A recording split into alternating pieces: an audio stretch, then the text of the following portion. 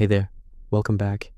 Tonight we're re-diving into a journey through the earliest chapters of the British monarchy, from the scattered Anglo-Saxon kingdoms that formed after Rome's withdrawal to the first rulers who began shaping political power across the Isles. For more than 1,000 years, the British monarchy has ruled Britain and influenced much of the world's political and cultural development.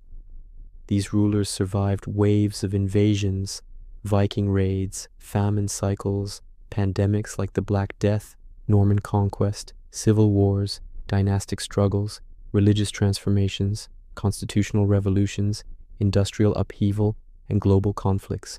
Yet each left echoes that still hum beneath the surface of Britain's identity. By watching this video, you'll learn how this monarchy endured invasions, civil wars, plagues, reforms, and the drifting tides of faith, and how each transformation reshaped the world around it. In the early medieval centuries, after Roman authority collapsed, life across Britain became defined by local power. Former Roman towns declined, roads deteriorated, and territorial control shifted to newcomers, primarily the Angles, Saxons, and Jutes. Their settlements were small clusters of longhouses built from timber, positioned near rivers, forests, or defensible hills. Kingship during this period was practical rather than ceremonial. A king was the strongest military leader, the primary distributor of land, and the figure responsible for protecting his followers.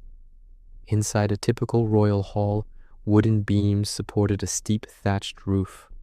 Warriors sat close to the central fire, drying their cloaks after patrols or raids. Meals were simple: bread, roasted meats, and ale produced from local grain. The king, usually chosen from a dominant family line, held discussions about border disputes, tribute payments, and alliances with neighboring settlements. His authority depended on reputation, successful warfare, and the loyalty of the men who ate at his table. Outside these halls, the political landscape was divided into many competing kingdoms: Kent in the southeast, Sussex along the Channel coast, Mercia stretching across the Midlands, East Anglia on the Fenlands, and Northumbria dominating the north. Each had its own governing traditions, laws, and cultural practices. Battles between these realms were frequent, often fought along river fords or open fields where mobility could determine victory. Christian missionaries, first from Ireland and later from Rome, gradually introduced literacy and record-keeping. Their presence brought written law codes, charters, and chronicles that preserved early history. Small wooden churches soon appeared beside royal compounds, and kings found that alliances with the church strengthened political legitimacy. Monks copied texts using imported inks, allowing durable memory to take root where oral tradition had once been dominant. As the 7th century progressed, consolidation began. Stronger kingdoms absorbed weaker ones through warfare or marriage alliances. Mercia and Northumbria rose to particular prominence, producing rulers who influenced vast territories. Meanwhile, Wessex, still a modest power, began to build administrative stability that would eventually position it as a unifying force.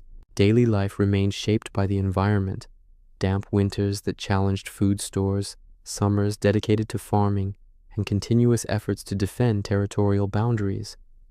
Early kings operated in a world where every decision had immediate consequences. A failed harvest could weaken authority as effectively as a military defeat. Toward the south, the leaders of Wessex gradually strengthened defenses, organized local governance, and cultivated diplomatic networks. Although few at the time could foresee it, these developments formed the foundation of what would eventually become the English monarchy. Before we begin, a small note. If you enjoy these calm journeys through history, I upload new videos every day. So consider subscribing and turning on the bell. And tell me, what city are you listening from, and what time is it for you right now? I love imagining people drifting off to the same story under different skies. Now, let's step deeper into the emergence of early Britain. Across the landscape, small settlements glowed with firelight, kings ruled not through distant ceremony, but through constant presence, negotiating alliances, solving disputes, and defending territory. Their halls, their warriors, their charters, and their battles formed the earliest foundations of a monarchy that would one day dominate the political structure of the British Isles. Here, in the practical world of timber halls, shifting borders, and rising kingdoms, the story of British monarchy truly begins. Part 2, Crowns of Wood and Iron Dawn, comes quietly over the early English kingdoms, pale and cool, washing the land in a soft grey light. Dew clings to the heather, and thin mist curls through the low valleys where cattle shift in the half-dark. The wooden halls that served as courts and councils begin to stir. Hearth fires are rekindled. The scent of smoke rises into the morning air. A new day begins in a world where kingdoms are shaped not by grandeur, but by the endurance of the people who inhabit them. Wessex lies in the south, its gentle hills and chalk streams giving it a calmer appearance than the rugged expanses of Northumbria or the dense forests of Mercia. Yet beneath this quiet landscape, something firm is taking root, a sense of order, a willingness to adapt, and a lineage of rulers who understand that strength is built not only through battle, but through structure. In these early centuries, crowns were often made of simple metal or carved wood, and their power was measured not by ceremony, but by the loyalty they commanded. You can imagine the texture of this era: rough wool cloaks brushed with morning dampness, the solid weight of iron blades, the earthy smell of tilled fields beginning to stretch towards spring. Wessex, though still modest, carries an undercurrent of purpose. Its kings foster assemblies where free men can voice concerns, where law is spoken aloud in rhythmical cadences, and where decisions echo through generations. Such customs create trust, and trust becomes the quiet bedrock of stability. Meanwhile, the other kingdoms drift in and out of prominence. Northumbria shines with bursts of brilliance, centers of learning like Lindisfarne, illuminated manuscripts that glow like small constellations on vellum. Mercia, powerful and restless, seeks dominance across the Midlands. Kent, once influential through early conversion to Christianity, begins to fade into the margins of power. Through these shifting fortunes, Wessex watches and learns, choosing its moments carefully, reinforcing the bonds that hold its territories together. In this slow rise, you might picture a king standing along a riverbank at dawn, listening to the distant call of birds across the marsh. His cloak gathers the scent of wet bark and wool. He holds a staff, not a symbol of rigid command, but of guidance. He knows that a kingdom survives through a balance of firmness and mercy, and through the quiet diligence of those who till the land. The monarchy of this time is woven directly into daily life, inseparable from the rhythm of seasons. By the 8th century, Wessex has begun to attract attention. Its leaders negotiate marriages that bind territories together. They reinforce boundaries with fortifications made of timber and earth. They cultivate alliances with the church, whose monks record genealogies that bolster a sense of legitimacy. The idea of a united England is still distant, like a faint suggestion carried on the wind, but the conditions are slowly forming. Still, danger always lingers. Rival kings watch one another with suspicion. Borders shift after skirmishes fought on grassy slopes or across narrow river crossings. A poor harvest can weaken even a strong ruler. Yet Wessex maintains a subtle resilience, flexible enough to adjust to pressure, steadfast enough to resist collapse. Its kings rule through a sense of communal responsibility, a shared understanding that strength comes not from dominance alone, but from persistence. If you listen closely, you can almost hear the layered sounds of this world, the clatter of hooves on packed soil, the muted conversations in market squares where traders exchange wool and salt, the steady tapping of a scribe's quill against parchment as he records the deeds of kings. These small details form the living tapestry of early monarchy, grounded, practical, deeply tied to the land. Wessex's rise is not dramatic. It unfolds like the slow brightening of a winter morning. Over generations, its leaders cultivate a reputation for order and foresight. They build networks of allegiance that extend beyond mere force, anchored instead in shared law and cultural identity. In this way, Wessex becomes the quiet spine of what will one day become England. But as the kingdom strengthens, a new shadow gathers far across the sea, sails that will soon appear on the horizon, carved with serpentine designs, carrying men hardened by frost and fjord winds. The age of relative calm is ending, and a storm approaches that will test Wessex more than any kingdom before it. For now, though, the land holds its breath. Kings walk among their people, councils meet beneath timbered roofs, and the first outlines of a more unified realm begin to take shape. The crowns remain simple, but the ideas behind them grow stronger, steadier, more enduring. This is the quiet before the tempest, the period in which Wessex becomes more than a regional power. It becomes the guardian of a fragile dream, one that will soon be threatened by fire and steel from across the northern seas. Part 3. Storm of the Northmen. The quiet order that Wessex had begun to cultivate did not last long. Across the cold waters of the North Sea, far beyond the soft hills of southern England, another world was stirring, a world shaped by fjords, winter winds, and long nights where waves boomed against rocky cliffs.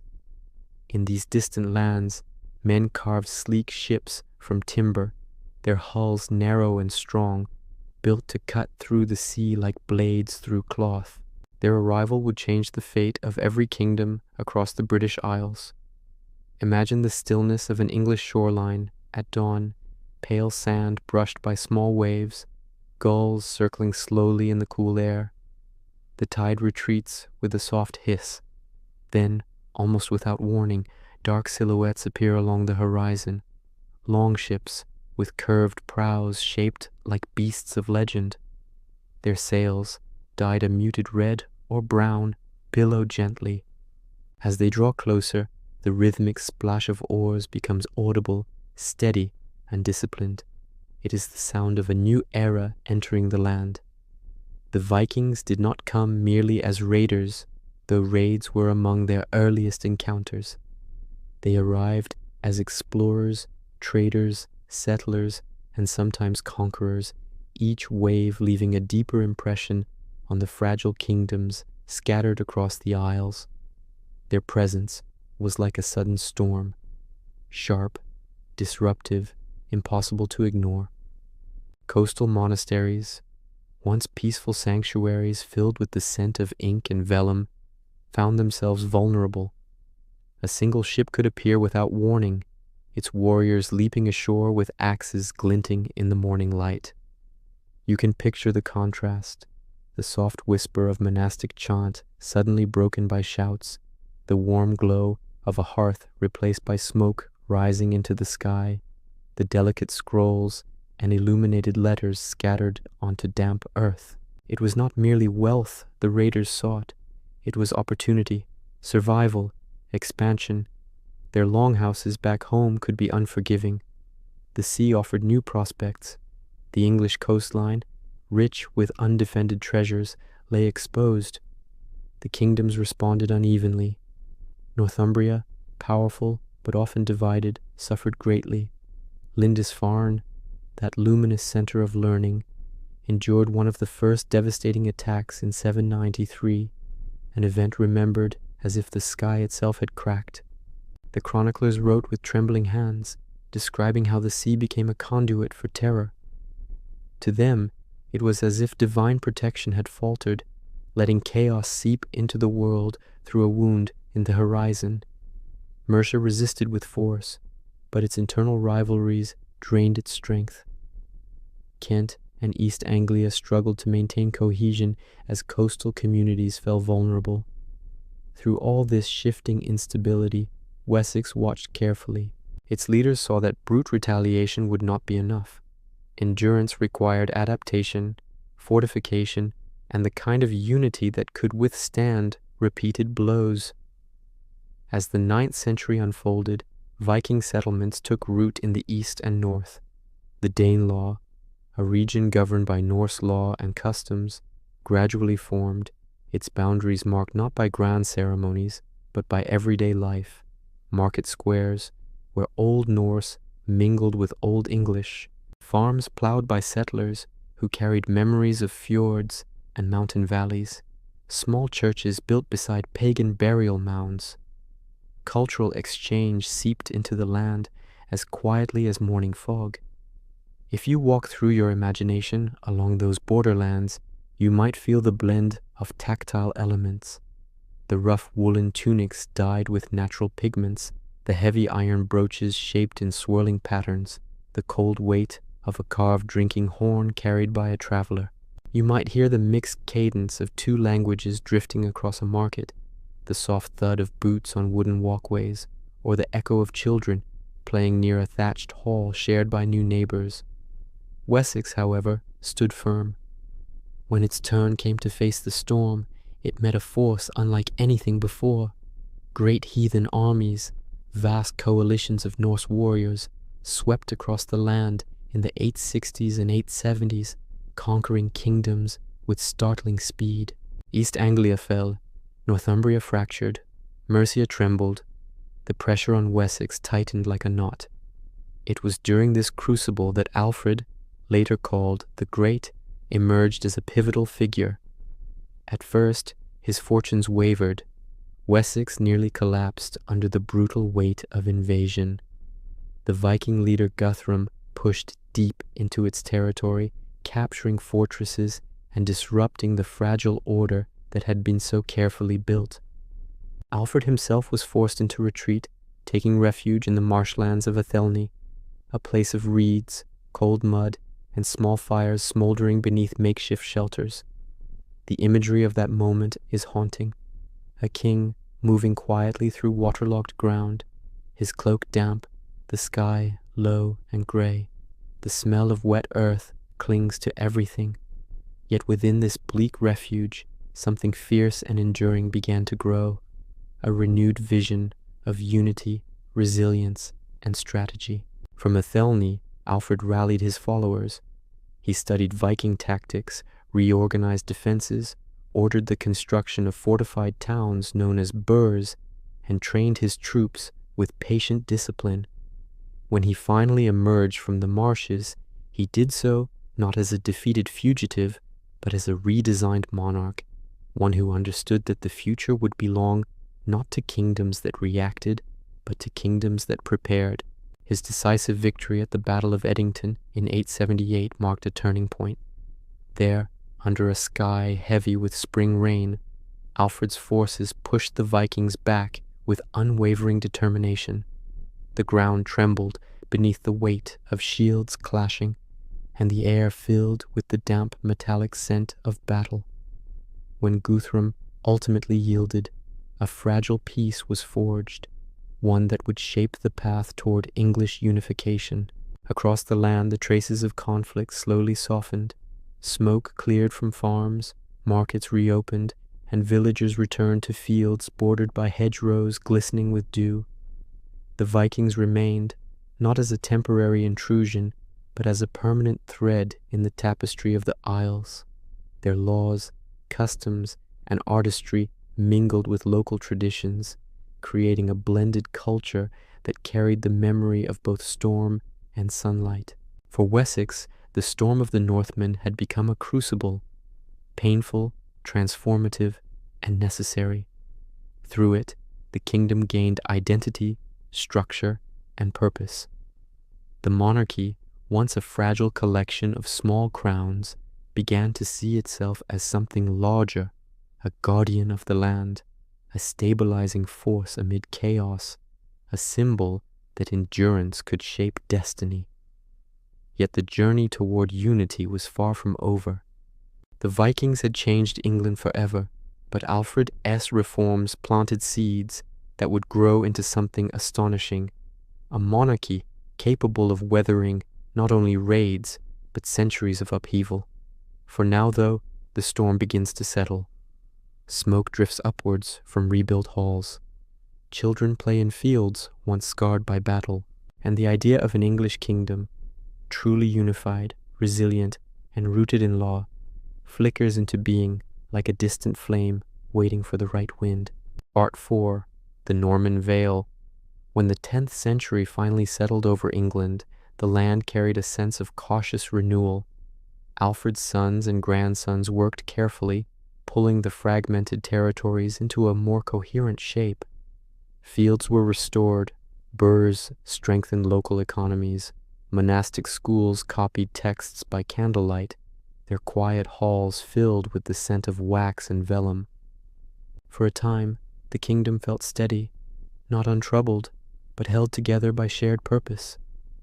But history rarely rests. Across the narrow channel, in the Duchy of Normandy, another force was gathering strength, quiet at first, then rumbling with the weight of ambition. Its Duke, William, watched England not as a distant neighbor, but as a realm woven into his own lineage, a land marked by opportunity. What began as a dispute over succession would become one of the most transformative events in the entire history of the British monarchy. Picture England in 1066, early autumn. The air crisp, the leaves beginning to pale along the edges, the soil carrying the faint aroma of harvested grain. Villagers prepare for winter, unaware that within weeks their world will shift beneath them. The death of King Edward the Confessor leaves the throne open to contest, and Harold Godwinson, powerful, skilled, trusted by the English nobility, steps forward as king. But to William of Normandy, this coronation feels like a breach of promise. You might imagine William standing on the Norman coast just before dawn, the chalk-white cliffs of England barely visible across the water. His armor carries the cool scent of sea spray. The banners above him snap in the wind. Weeks of preparation lie behind him. Carpenters building ships, smiths forging mail, priests chanting blessings over an army gathered for destiny. His ambition is not only conquest, but legitimacy, a crown he believes is owed. Then, on a day shaped by tides and weather, the Norman fleet launches. Hundreds of ships, sleek vessels reinforced for the crossing, slice through the churning channel. Imagine the sound, the creak of wooden hulls, the soft groan of rope strained against masts, the rhythmic splash of oars, and the dull thud of waves against prows shaped like predator birds. This is not the sudden strike of Viking raiders. It is an organized tide, rolling toward the English coast with relentless intent. Harold, exhausted from marching north to crush another invasion at Stamford Bridge, must now race south. His army is weary. The land groans under the weight of 2 battles compressed into mere weeks. Yet he marches on, driven by duty, by a sense of kingship shaped more by service than by divine right. At Hastings, on a ridge overlooking the sea, the 2 worlds collide. The battle is long, brutal, and filled with tension that seems to stretch the very air. The English shield wall holds it first, a solid line of oak and iron, men bracing shoulder to shoulder, muddy boots gripping earth. Their breaths rise like smoke into the morning chill. The Normans surge upward with cavalry and archers, waves of motion against a steadfast human barricade. Arrows whistle through the air, carrying the smell of feather and pitch. Hooves churn the wet soil until it becomes a thick paste beneath the horses. For hours the outcome wavers. Scenes unfold like slow-moving shadows, the metallic clang of swords, the thrum of bowstrings, men stumbling on splintered shields. Sunlight dims behind clouds. The wind carries the sharp scent of trampled grass and sweat. And then, whether through chaos, confusion, or fate, Harold falls. With his death, the shield wall falters, and England's long-standing order fractures. In the weeks that follow, William moves steadily toward coronation, draped not in English tradition, but in Norman ceremony. Yet even in victory, unease lingers. When he is crowned in Westminster Abbey, shouts from outside cause his guards to fear rebellion. They set fire to surrounding buildings, and smoke seeps into the abbey as the congregation trembles. A new king, a new dynasty, born in flame, crowned in fear. This moment marks the beginning of profound transformation. The monarchy shifts from the intimate wooden halls of Anglo-Saxon kings to a new architectural and political language. Norman rulers bring stone, cold, imposing, enduring. Castles rise across the land, their walls thick as winter cliffs, casting long shadows over villages that had never seen such structures. The tactile sensation of England changes. Where once timber palisades felt soft and familiar, now granite towers dominate the skyline. The language of power also shifts. French becomes the tongue of court and law, dripping from the lips of nobles who wear finely woven fabrics scented with imported oils. English persists in markets, taverns, farmsteads, the language of hearth smoke, wool, and earth. Over generations, the two intertwine, creating a hybrid identity that subtly reshapes the monarchy from within. Administration becomes more rigid, more deliberate. William orders the Domesday Survey, a monumental inventory of lands, people, and resources. Scribes travel the countryside with ink-stained fingers, recording every detail on crisp parchment. The sound of quills scratching across vellum becomes a new backdrop to royal power.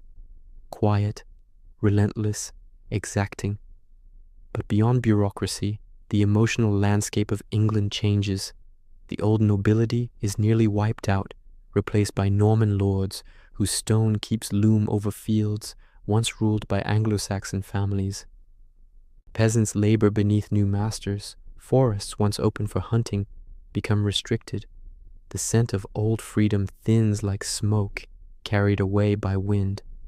And yet, as with all great transformations, something new begins to take shape. The monarchy becomes not merely a local institution, but part of a broader European tapestry, connected through marriage, diplomacy, and shared culture. Kings now claim authority through divine right and feudal order, their legitimacy rooted in continental customs as much as in English soil. Through the Norman veil, England learns to blend old and new, timber and stone, English and French, tradition and innovation.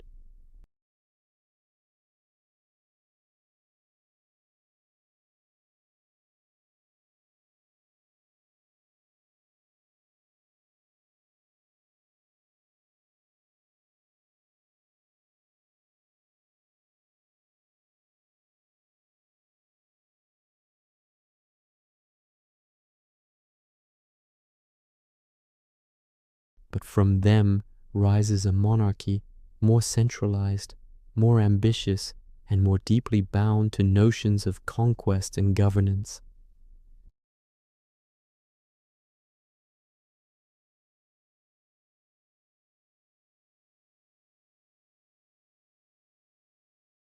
Part 5. Thrones of Blood and Vellum. The Norman century, with its heavy stones and harsh new order, slowly settles into something more familiar, even if it remains uneasy. Castles no longer feel like foreign impositions, but permanent features of the landscape. The children of conquerors and conquered alike grow up beneath the same grey skies, hearing both English and French mingling in the markets. Out of this blended world, a new dynasty emerges, one that will rule not only England, but a sprawling web of territories stretching across the Channel. This is the age of the Plantagenets, when the monarchy becomes at once more powerful and more fragile, towering and yet deeply vulnerable. You might picture a dim royal chamber lit by a few tall candles, their flames bowing in the faint draught that slides under the door. The walls are hung with heavy fabrics, colored in deep reds and dull golds, their surfaces carrying the faint smell of dye, wool, and incense. On a wooden table, maps are spread out, not the neat drawings we imagine today, but rough outlines on vellum, coastlines sketched like uncertain memories. A king leans over them, fingers stained slightly with wax, trying to hold an empire together with ink and intention. Henry II, the first fully realized Plantagenet king of England, inherits not just a crown, but an empire of entanglements. Through birth and marriage, his authority stretches from the Scottish borders down through much of western France, Normandy, Anjou, Aquitaine. It is less a neatly organized realm and more a collection of lands bound together by personal allegiance. The weight of this patchwork presses on him constantly, like a cloak that never quite sits on the shoulders comfortably. Henry is restless, intelligent, often impatient. He moves quickly, his footsteps echoing through long stone corridors, his mind already racing ahead while others are still forming their thoughts. He strengthens royal justice, sending royal judges on circuits through the kingdom, ensuring that disputes are heard in the king's name. The law, once a patchwork of local customs murmured in wooden halls, begins to crystallize into something more coherent, a system that can be written, quoted, referenced. Power is no longer just the king's presence, it is also the king's law. Imagine the sound of those itinerant courts, the shuffle of villagers gathering in a churchyard, the rustle of parchment unfurled, the steady voice of a royal justice reading aloud. The smell of damp stone mixes with that of wool cloaks and trodden grass. The monarchy, once defined mostly by its sword, is now increasingly defined by its ink. But where law grows stronger, conflict often follows. The church, too, is a pillar of authority, and its own voice echoes in cloisters and cathedrals, often at odds with royal ambition. The friendship and later rupture between Henry II and Thomas Becket, Archbishop of Canterbury, captures this tension with tragic clarity. You can imagine Becket in his vestments, the faint scent of incense clinging to his garments, the chill of cathedral stone beneath his feet. Once Henry's loyal chancellor, he becomes, as archbishop, a defender of clerical privilege and ecclesiastical independence. Their relationship, once warm, hardens into stubborn opposition. Words sharpen, letters pass between court and church like carefully aimed arrows. On a cold December day in 1170, in Canterbury Cathedral, the conflict reaches its terrible climax. 4 knights, believing they are serving the king's frustrated will, confront Becket near the altar. The scene is both intimate and brutal, candlelight glimmering on steel, the muffled echo of hurried footsteps on stone, the sudden shock of violence in a sacred space. Blood pools on the floor, dark and stark against pale stone. The monarchy discovers, in that instant, that power exercised carelessly can tear at the very fabric of its own legitimacy. The murder of Becket haunts Henry. Pilgrims begin to travel to Canterbury, their footsteps wearing smooth paths into the floor, their prayers turning Becket into a martyr. The crown must bend, at least outwardly. The king performs penance. The church's moral authority swells. The monarchy has expanded its reach through law, but it has also learned that there are boundaries it cannot cross without consequence. Meanwhile, within Henry's own family, tension simmered like a cauldron left too long at the fire. His marriage to Eleanor of Aquitaine, brilliant, charismatic, powerful in her own right, binds an immense southern territory to the crown, but also brings a forceful personality into the royal household. Their children grow up in a world saturated with expectation, lands to inherit, alliances to uphold, rivalries to navigate. In candlelit halls you might imagine the Plantagenet sons, Henry the young king, Richard, Geoffrey, John, speaking in low tones, arguing over rights and promises. Tapestries on the walls show scenes of hunting and battle, but the real conflict lies in words whispered at night. Who will receive which lands? What authority will be shared? Which promises the king has made and broken? The monarchy, stretched across so many territories, becomes vulnerable to its own internal fractures. Rebellions flare.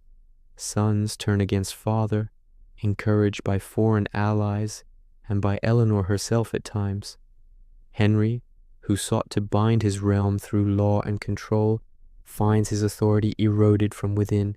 The crown shines brightly from a distance, but up close you see the cracks, hairline at first, then widening.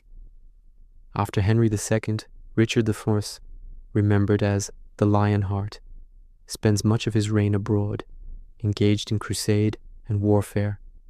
For the ordinary people of England, his kingship feels distant, almost ghost-like. Taxes rise to fund distant campaigns. The sounds of coin being counted and collected become a constant background rhythm. The monarchy, once a presence that moved among its people, now often rules through deputies, sheriffs, and stewards, their boots dusty from long rides between castles and villages.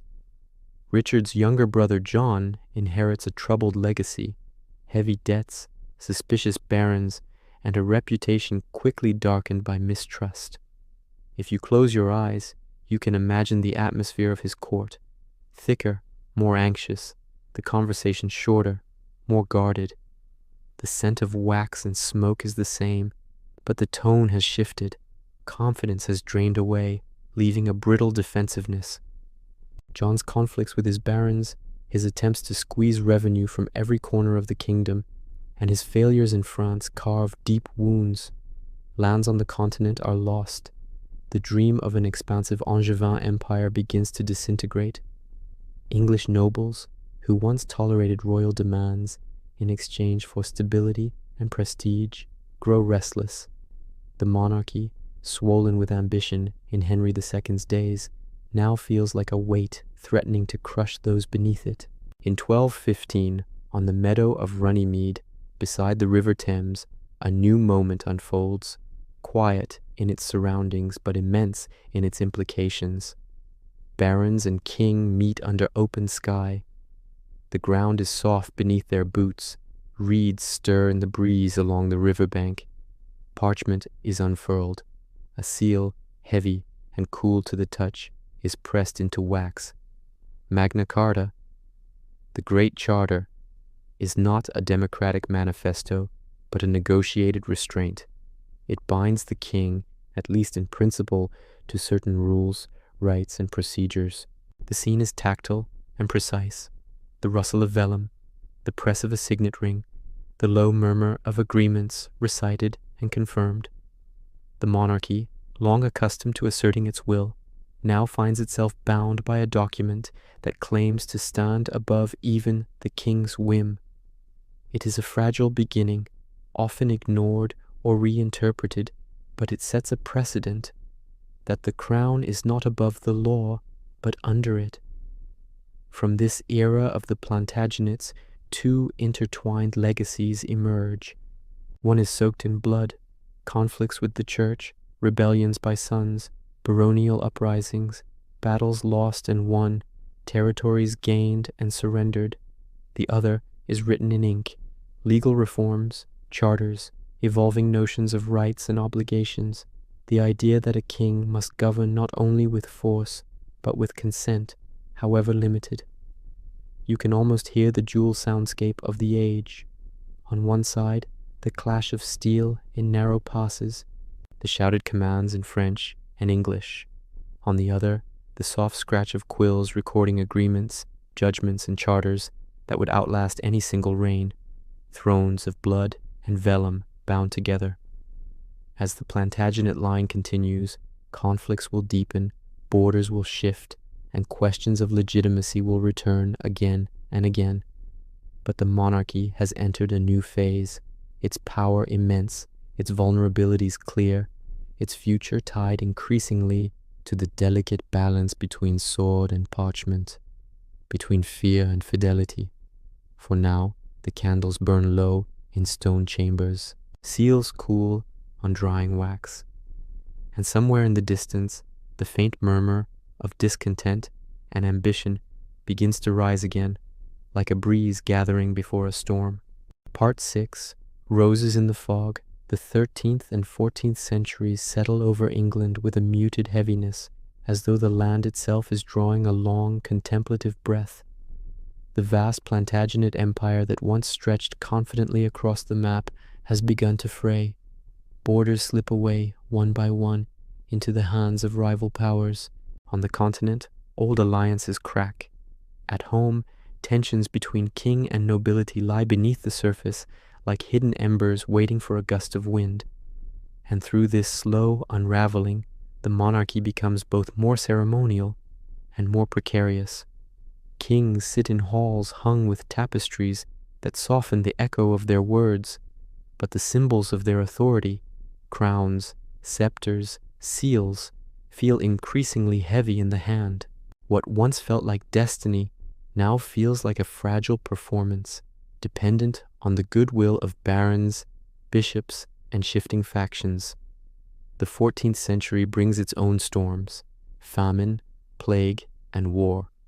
Imagine the countryside during the Great Famine, rain falling in relentless sheets, fields turning to thick mud, cattle growing thin under leaden skies. The scent of damp straw fills the air, and the quiet despair of villages struggling to survive weighs heavier than any political conflict. Even kings, wrapped in fur-lined cloaks, cannot escape the knowledge that nature itself has turned hostile. Then comes the plague, a darkness that moves silently along trade routes, slipping into ports and towns like an unwelcome shadow. The air grows thick with fear, bells toll endlessly, entire manors fall silent except for the whisper of wind through empty doorways. The monarchy watches helplessly, its authority unable to command death to stop. It's a moment when even the grandest symbols vanish into the haze of human suffering. The crown, glittering though it may be, cannot outshine the gloom settling across the land. Yet amid this bleakness, conflict continues to smolder. The 100 Years' War against France becomes a stage on which kings attempt to reclaim lost honor.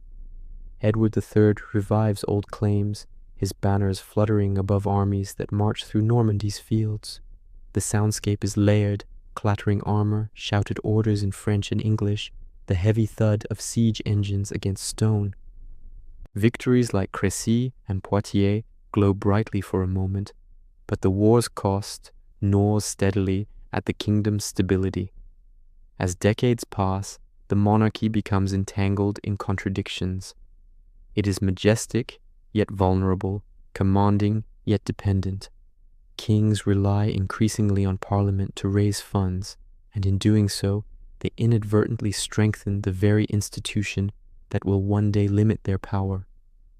By the mid-15th century, the strain becomes unbearable. The House of Plantagenet has grown into two rival branches, Lancaster and York. Their bloodlines share ancestry, but their ambitions diverge sharply.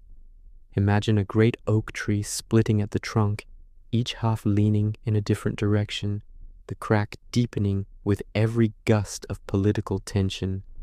This is the beginning of the Wars of the Roses. The name sounds poetic, roses blooming in misty gardens, but the reality is far harsher. These are decades of shifting loyalties, private armies, whispered conspiracies, and battles fought in fields that will, in time, grow crops again as if nothing happened. The emblematic red rose of Lancaster and white rose of York do not adorn flower beds. They are sewn onto banners, held aloft by hands trembling from cold or fear. You might picture a fog-laden morning before one of these battles. Dew beads on grass, soaking soldiers' boots. The air smells of wet earth, iron, and the faint smoke of breakfast fires smoldering in camps. Men murmur prayers under their breath. The nobles who command them tighten their gloves, adjusting sword hilts polished by generations. The monarchy, once the axis around which the realm spun, now becomes a prize to be seized. Henry VI, the gentle and pious Lancastrian king, embodies the fragility of this era. He prefers prayer to politics, contemplation to command. In another age, he might have been remembered as a peaceful spiritual figure, but in the ruthless landscape of 15th century England, his softness invites chaos. His bouts of mental illness create vacuums of authority into which ambitious nobles eagerly step. Richard, Duke of York, claims the right to act as protector. Queen Margaret of Anjou fights fiercely to defend her husband and son's inheritance. Their rivalry spills into battlefields, transforming the countryside into a chessboard of brutal confrontations. Think of the Battle of Towton in 1461, the snow falling in thick, wind-driven flurries, the clash of armies muffled by the tempest, the metallic taste of cold air as arrows fly through the blinding white. It becomes one of the bloodiest conflicts ever fought on English soil, a moment when the monarchy seems less a sacred institution and more a fragile ornament being tugged between desperate hands. Out of this carnage emerges Edward IV of York, youthful, tall, charismatic. For a time, he steadies the realm. His court fills with music, warmth, and the colors of fine fabrics. Tapestries depicting hunting scenes hang in halls lit by beeswax candles. The monarchy feels briefly resplendent again, its authority restored through confidence rather than hesitation. But even Edward's reign carries shadows. His secret marriage to Elizabeth Woodville fuels resentment among the nobility. Factions realign. His own brother George wavers between loyalty and treachery. Richard, the youngest brother, later Richard III, observes everything from the edges, quiet, calculating. When Edward dies prematurely, the delicate balance collapses. Richard seizes the throne, arguing that Edward's marriage was invalid and that the young princes, Edward's sons, are illegitimate. The princes vanish into the Tower of London, their fate becoming one of history's deepest, most sorrowful mysteries. Imagine the tower at dusk, heavy stones cooling in the night air, a faint sea breeze drifting in, windows glowing with tired candlelight. Somewhere within those walls, silence deepens in a way that feels irreversible.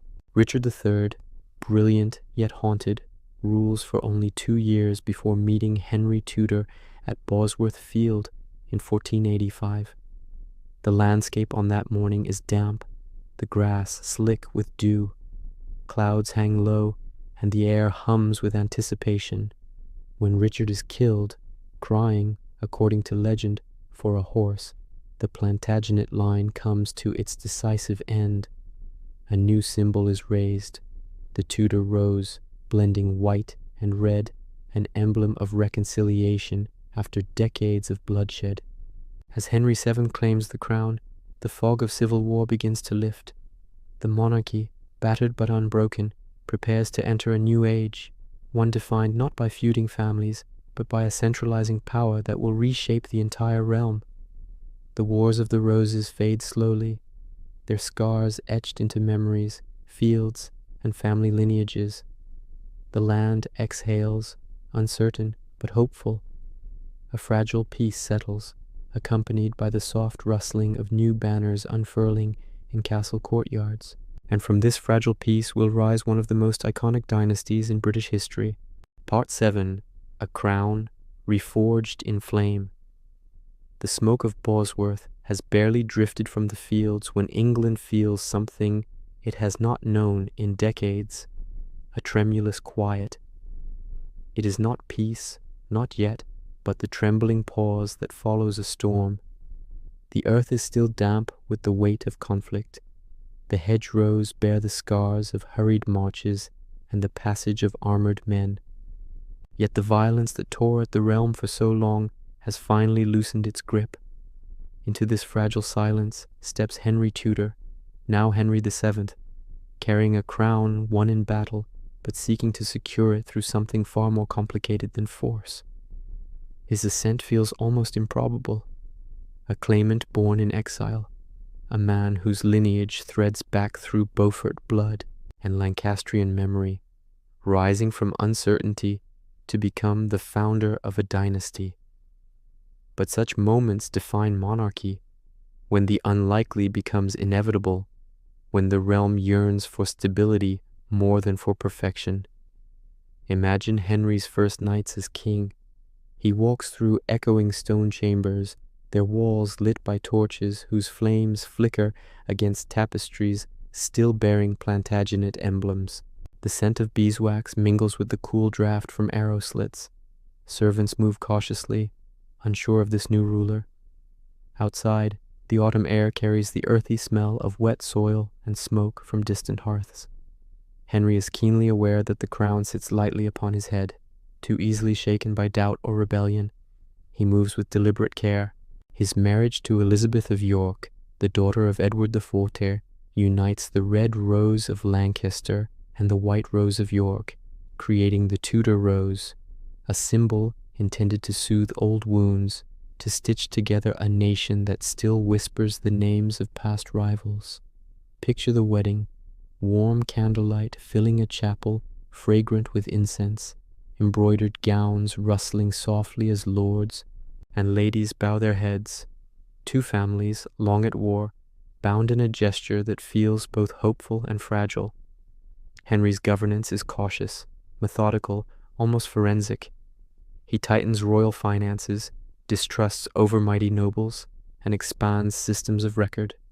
In parchment-strewn chambers, counselors pore over accounts, their quills scratching steadily as they examine every transaction. The monarchy, having nearly collapsed under the weight of chaotic factions, now becomes more bureaucratic, more centralized. Henry VII's England is a place where order is not merely desired, it is necessary for survival. He knows rebellion lurks like a shadow behind every corner. Pretenders emerge, claiming Plantagenet lineage. Conspiracies twist through the countryside, like vines seeking cracks in stone. The king responds with caution rather than cruelty, using diplomacy, strategic marriages, and controlled displays of authority. Every gesture is measured. Every act is part of a careful dance to keep the realm intact. When Henry VII dies, the crown passes to a very different kind of monarch. Henry VIII enters history like a bonfire, brilliant, intense, and without hesitation. His early reign brims with energy, music, tournaments, pageantry, the bright colors of court fabric shimmering in sunlit halls. Courtiers speak of him with admiration. Diplomats write home about his charm and confidence. The monarchy, under his hand, feels expansive, hungry for achievement, eager to stand tall among European powers. Yet beneath this early brilliance lies a deeper, more turbulent force. The story of Henry VIII is one of transformation, not only personal, but structural.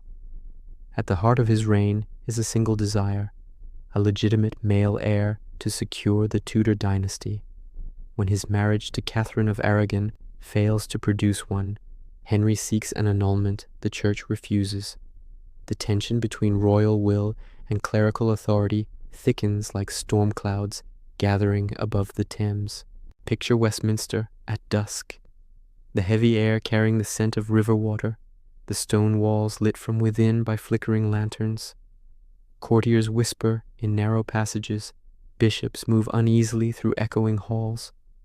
Henry's determination hardens, and the very foundation of faith in England begins to tremble. The break with Rome transforms the monarchy forever. Parliament, guided but not truly autonomous, grants Henry authority over the Church of England. This moment, quiet on parchment, thunderous in consequence, reshapes centuries of spiritual allegiance. Monasteries dissolve. Their libraries, fragrant with ancient vellum and ink, are scattered. Their stone walls crumble or repurposed for new estates. Lands shift into noble hands. The scent of incense fades from once holy spaces, replaced by the earthy smell of dismantled timber and cold stone. Henry's rule becomes both grand and fearsome. His 6 marriages, each steeped in private yearning and public pressure, are more than personal dramas.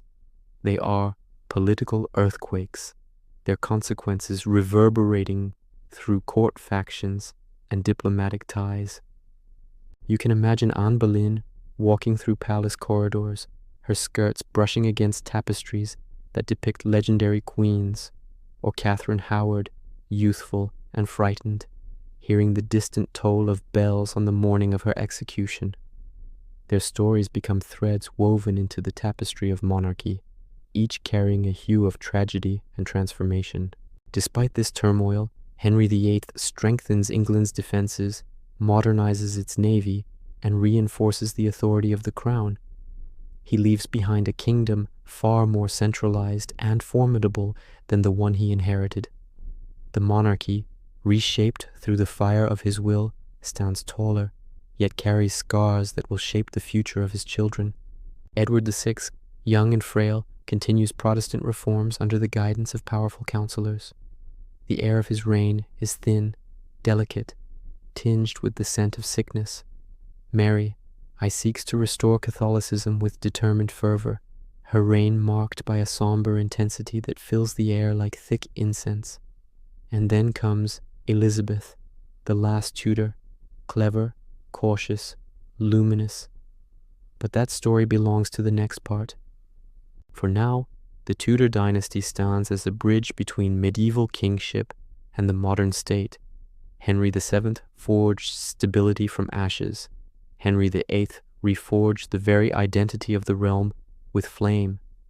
And the monarchy, having survived war, uncertainty, and internal fracture, steps forward into a new age defined by queens, colonies, religious shadows, and the quiet ache of a world changing faster than ever before. Part 8. Incense and Rupture. The Tudor world shifts again as Henry VIII's great weight, political, religious, and emotional, finally settles into the stone of his tomb. The kingdom he leaves behind feels both fortified and fractured, a realm newly centralized yet spiritually unsettled, proud in its sovereignty yet anxious beneath the surface. The scent of incense no longer rises from monastic cloisters in every shire. The old rhythms of devotion have been interrupted.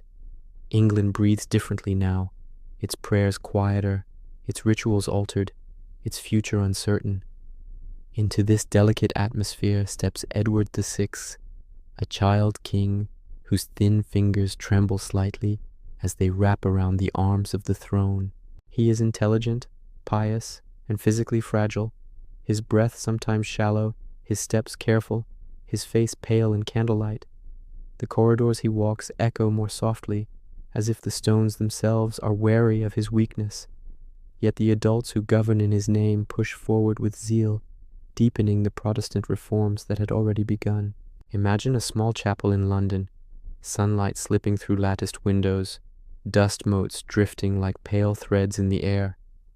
The Latin chants that once reverberated against its walls have quieted. Wooden statues, once polished by generations of hands, are removed.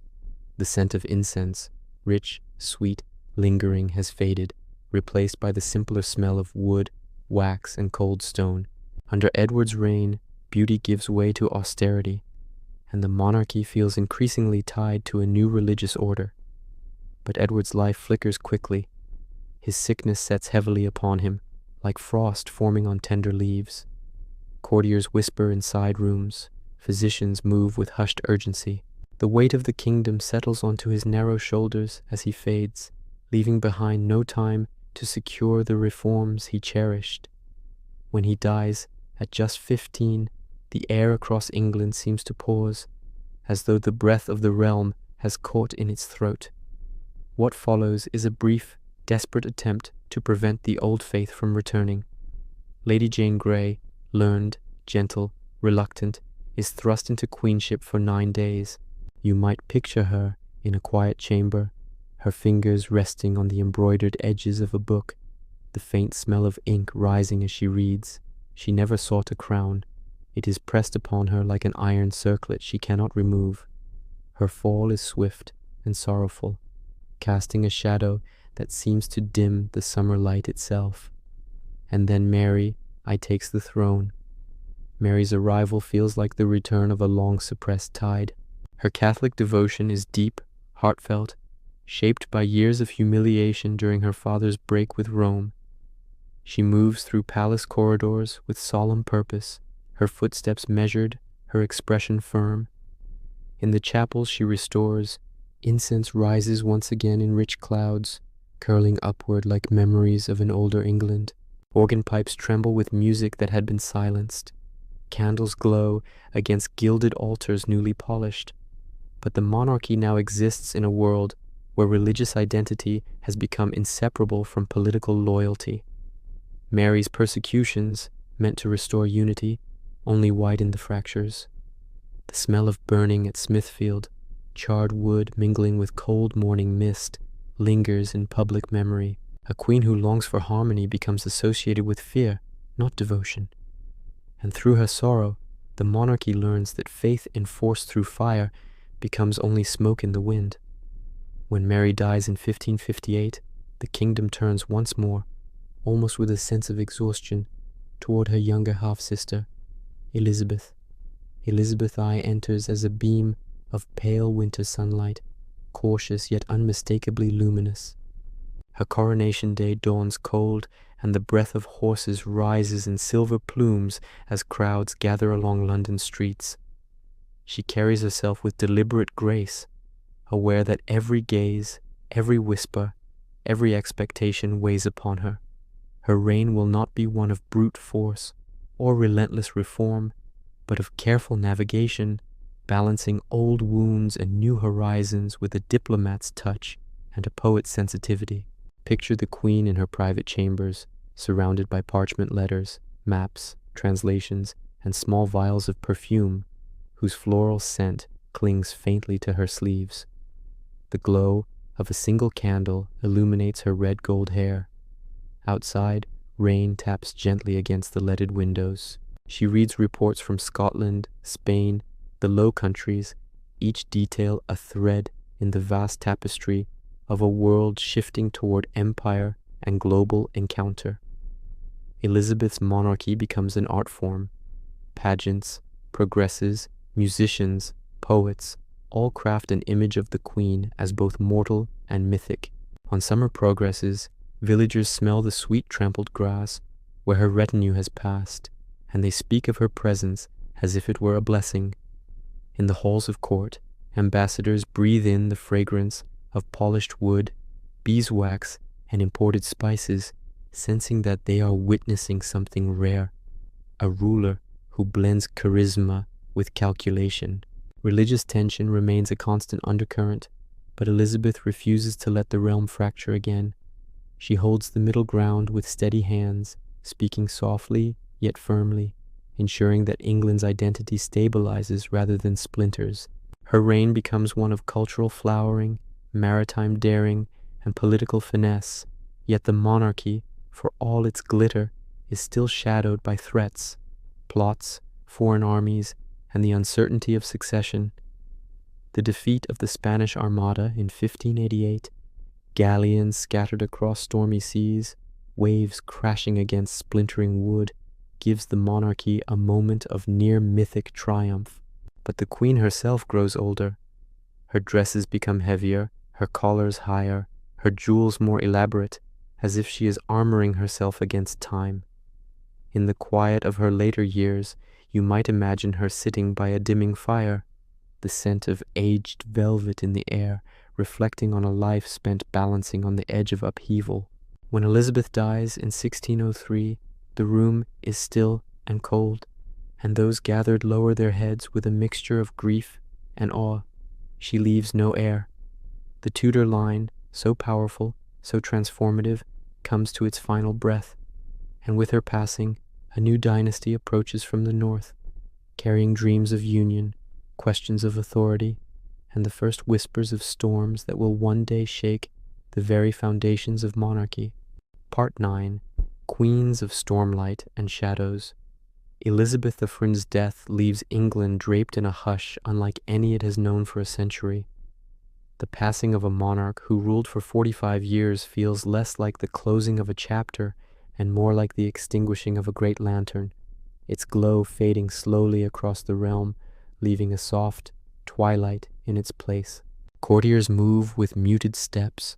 The scent of extinguished candles lingers in palace corridors. The air itself feels suspended, as though awaiting a shift in the wind. Into this expectant quiet comes James VI of Scotland, now James I of England, the first monarch to unite the crowns of the two realms. though not yet their governments. His arrival from Edinburgh is marked by cold spring air, horses' hooves clattering along long roads, bordered by hedges still barren from winter. As he enters London, crowds gather, breathing in the mingled smell of rain, chimney smoke, and wet wool cloaks. The moment feels both strange and hopeful. A foreign-born king stepping into the heart of English monarchy, carrying with him the dream of a unified island. James is scholarly, talkative, fond of debate. He prefers books and theological argument to the stiff, ceremonial rhythms of English court life. Imagine him pacing in a lamplit study, vellum manuscripts stacked on every table, the scratch of his quill keeping time with the distant rumble of carts passing through palace gates. Under his reign, the authorized version of the Bible, the King James Bible, emerges, its cadences richly woven, echoing through centuries. The monarchy becomes, for a moment, a patron of language itself. But beneath the surface, shadows lengthen. England is not yet comfortable beneath a Scottish king. Parliament is restless. Religious divisions, softened but never resolved under Elizabeth, begin to smolder again. The Gunpowder Plot in 1605 is a dark eruption of these tensions. Imagine a cellar beneath the Houses of Parliament, the smell of damp stone, the cold touch of barrels packed with powder, the flicker of lantern light on wooden beams. Guy Fawkes is discovered before the fuse can be lit, but the shock reverberates for years. The monarchy, already wary, grows more vigilant, more defensive. James dies in 1625, leaving his son, Charles the Fosse, to inherit a crown weighed down by suspicion and conflicting expectations. Charles is dignified, reserved, drawn to ceremony and beauty. His court glows with polished wood, embroidered tapestries, the scent of imported spices, the soft footfalls of musicians practicing in adjoining chambers. But the realm beyond the palace walls is changing. Parliament asserts itself with new confidence. Puritan fervor grows.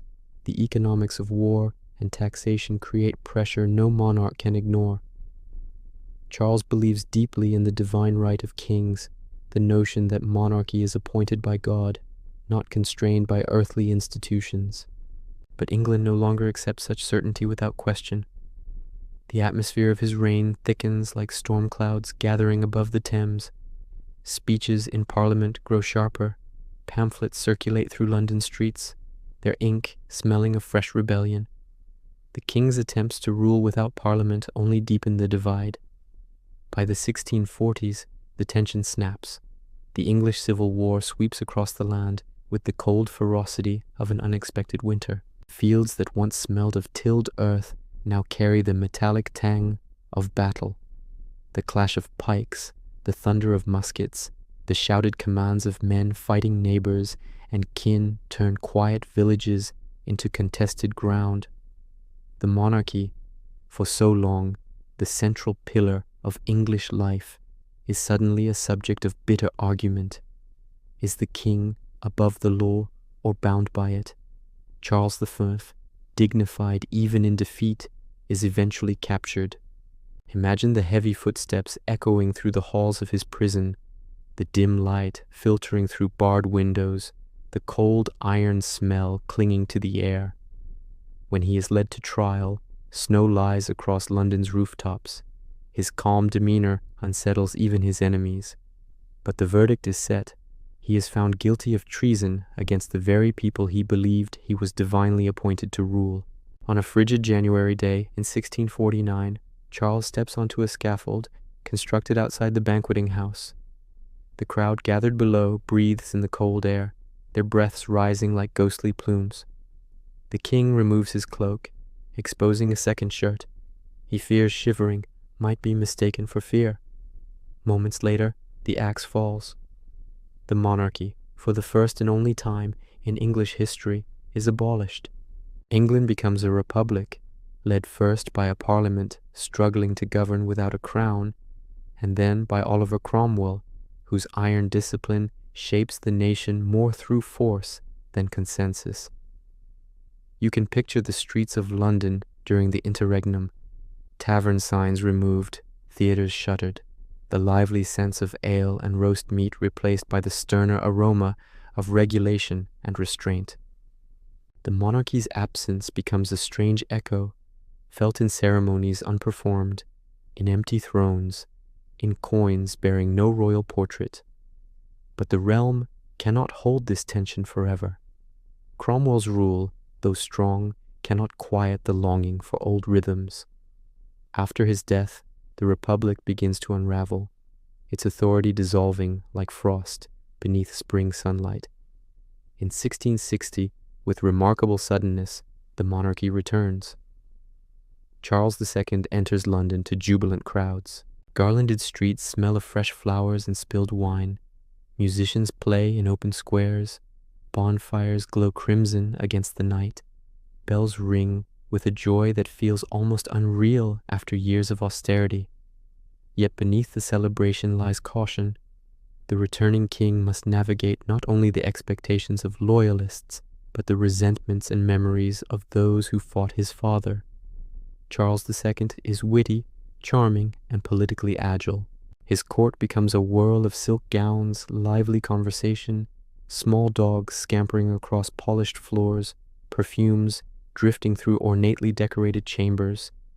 But even he cannot escape the shadows of plague and fire. The Great Plague of 1665 darkens the streets. The Great Fire of 1666 consumes whole neighborhoods, the scent of soot and burning timber thickening the air for days. Through these catastrophes, the monarchy endures, altered, humbled, yet still central. When Charles II dies, his brother James II becomes king. His Catholicism ignites new fears. His attempts to expand royal authority rekindle old anxieties. The monarchy seems again on the brink of rupture. And so, in 1688, England experiences a revolution that is strangely quiet. William of Orange arrives not as a conqueror, but as an invited stabilizer. James flees. Parliament intervenes, shaping the monarchy into something new, a constitutional institution rather than an absolute one. By the end of the 17th century, the monarchy has survived civil war, abolition, restoration, and revolution.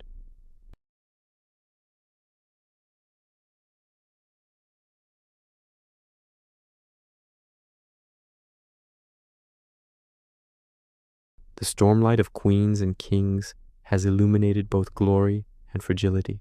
Ahead lies the age of empire, enlightenment, and industrial transformation, an era in which the crown's symbolic power will expand even as its political power contracts. Part 10.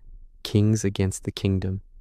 The 17th century closes with a monarchy fundamentally altered, still crowned, still ceremonial, but now bound by laws and expectations that once would have seemed unthinkable.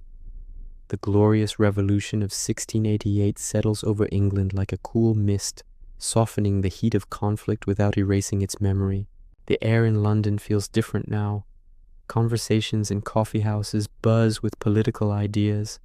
Pamphlets printed in ink that smells of warm metal and lamp black circulate through busy streets.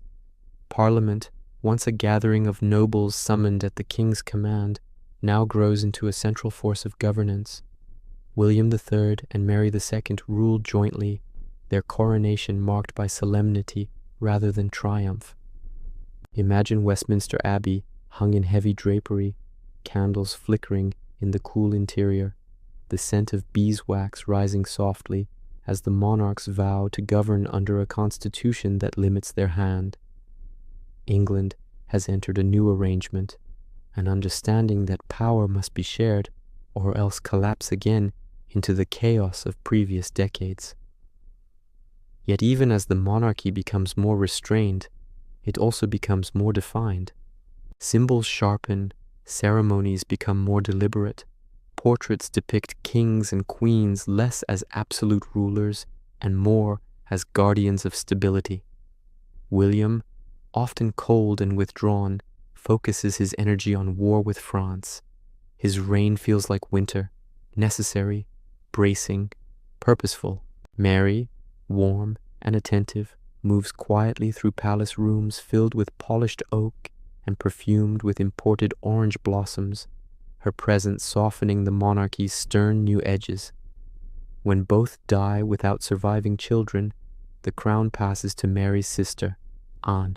Queen Anne's reign is wrapped in a gentle melancholy.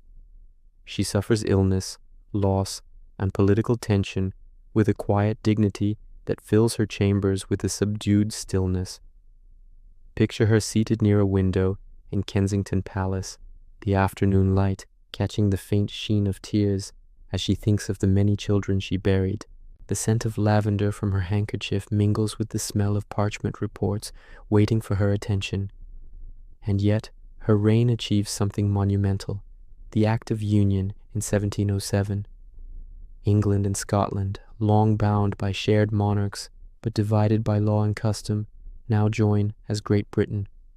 New flags flutter above ships and fortresses. New coinage circulates with the Queen's portrait engraved upon its surface. The monarchy, once fractured by competing dynasties, now presides over a kingdom larger and more unified than ever before. When Anne dies in 1714 without an heir, the crown shifts again. This time far from English soil, the Hanoverians arrive. George I enters England speaking little of the language, carrying with him the cool reserve of a German court. Imagine the atmosphere of his arrival, the distant clop of horses, the murmured curiosity of Londoners lining the streets, the damp autumn air tinged with the smell of river water and chimney smoke. To many, he feels foreign. To others, he feels like a safe bet, Protestant, stable, predictable. Under George I and his son, George II, the monarchy drifts further from the day-to-day machinery of government. Parliament grows more assertive, ministers gain influence, political parties form with surprising energy. Coffee houses buzz with chatter, newspapers, newly vibrant, discuss the affairs of state with a confidence unimaginable in Tudor days. The monarchy's role changes quietly, subtly, becoming less about personal command and more about symbolic steadiness. Yet, the 18th century is not gentle. It roars with war, continental conflicts, colonial expansion, dynastic rivalries. The monarchy becomes tied to the vast horizon of empire. British ships stretch across the world, carrying not only goods, but also the presence of the crown. You can almost smell the blend of tar, salt, and exotic spices aboard these vessels, the sound of sails snapping in the wind as they cut through foreign waters. George III, ascending in 1760, is earnest, devoted, and determined to rule well. He wakes early, walks briskly, and keeps his papers neatly arranged in rooms that smell faintly of ink and polished wood. He envisions himself as a moral guide for the nation. But the world is shifting too quickly for any monarch to control. Britain's colonies across the Atlantic tense under taxation and distance. When the American Revolution erupts, the monarchy's influence cracks across continents. Imagine the king pacing late at night, candlelight catching the edges of a map crowded with red markings. Outside, rain patters softly against the palace windows. His hopes for conciliation fade as ships return with news of defeat. The loss of the American colonies becomes a blow not only to empire but to the very idea of monarchy. What was once seen as an expanding world now contracts sharply. Later, as George III's mental health deteriorates, the royal household becomes a place of muted voices and controlled steps. Doctors move quietly. Attendants watch with careful eyes. The air inside Windsor Castle grows heavy with unspoken worry. Eventually, the regency begins. His son, the future George IV, ruling as Prince Regent. This transition marks not only a shift in governance, but a shift in the emotional landscape of the monarchy. The crown begins to look more ceremonial than ever, further removed from the old, visceral power once exercised by kings like Henry VIII or Edward VIII's Parliament and public opinion, fueled by newspapers whose ink still smells fresh each morning, become the engines of political life. George IV and William IV preside over an era of reform movements, international shifts, and slow democratization. The monarchy, once the center of authority, becomes a participant in a broader, more complex system of governance. And then, in 1837, a young woman ascends the throne, Victoria. Her reign will alter the monarchy forever, expanding its symbolic reach even as political power continues to flow elsewhere. The 19th century will tie the crown to empire, industry, mourning, and myth, shaping an institution both cherished and contested. But for now, the era of kings who struggled against their own kingdoms draws to a close. The storms of revolution, war, and reform have changed the monarchy's silhouette. No longer an absolute force, it becomes a symbolic heart, beating steadily through crisis, even as the world around it transforms at a pace no medieval ruler could have imagined. Part 11. Restoration and Revolution. When Victoria inherits the throne in 1837, dawn breaks not only over a new monarch, but over an entirely new world. The kingdom she enters hums with the restless energy of transformation. London. S streets echo with the clatter of iron carriage wheels and the cries of vendors selling newspapers still warm from the press. In the air hangs a mingled scent of coal smoke, damp stone, and the faint sweetness of bakeries opening for the morning. This is not the old England of burghs and feudal halls. It is an England of factories, steam engines, rapid invention, and sprawling empire. Victoria herself is young, just 18, and her seriousness surprises those who expected a timid girl. Picture her first days in Buckingham Palace. The furniture polished until it gleams under gaslight, the carpets muffling her hesitant steps, courtiers watching with measured curiosity as she adjusts to rooms filled with the faint fragrance of rose water and new beginnings. She sits at a desk near a tall window, sunlight filtering through heavy curtains, and begins to read through the weight of state papers. Outside, London trembles with industry. Inside, a teenager begins the journey of a lifetime. Her marriage to Prince Albert softens the edges of her reign. Their partnership is intellectual, disciplined, affectionate. You can picture Albert leaning over blueprints for the Crystal Palace, his fingers stained slightly with graphite, the room around him filled with the scent of drafting paper and burning oil lamps. The Great Exhibition of 1851 becomes a triumph, a shimmering cathedral of glass and iron that captures the optimism of the age. Visitors walk its halls in awe, hearing the echo of their own footsteps on polished floors, breathing in the mingled scents of exotic plants, machine oil, textile displays, and polished metal. But this age of progress also carries shadows. Factories rise along rivers once lined with watermills. Their chimneys release dark plumes that drift across cities like slow-moving storms. Streets fill with laborers, their boots tracking mud and soot. Child workers carry the smell of dust and cotton fibers on their clothes. Miners emerge from underground shafts, breathing hard, their faces streaked with the cold, metallic scent of ore. The monarchy observes these transformations from gilded halls, acutely aware that the kingdom beneath it is becoming more complex, more divided, more urgent. Victoria's reign is shaped by contrasts, public brilliance, private vulnerability. After Albert's death in 1861, the Queen's grief becomes a national mood. Imagine her withdrawing into dimly lit rooms at Windsor, the air heavy with the scent of extinguished candles and lavender sachets, meant to soothe the spirit. Black garments rustle softly as she moves through quiet corridors, her presence more shadow than flame. The monarchy, once so visible and radiant, nearly disappears. People worry, newspapers whisper. A queen in mourning becomes, for many, a symbol of endurance, but also of absence. Yet even in withdrawal, Victoria's crown remains central to identity. The empire grows around her, a vast, intricate structure stretching across continents. Governors swear allegiance in buildings where ceiling fans stir warm air scented with ink and tropical wood. British soldiers march across landscapes dusted with red sand or humid with jungle air. Missionaries, merchants, engineers, and administrators carry the monarchy's image with them, etched onto coins, printed on proclamations, stitched into flags that flutter in distant winds. This global expansion gives the monarchy unprecedented symbolic power, even as its political authority shrinks at home. Parliament passes laws that reform voting rights, labor conditions, education. Railway lines stitch the kingdom together like seams in a large, rumpled fabric. Telegraph wires hum with messages carried across continents in minutes.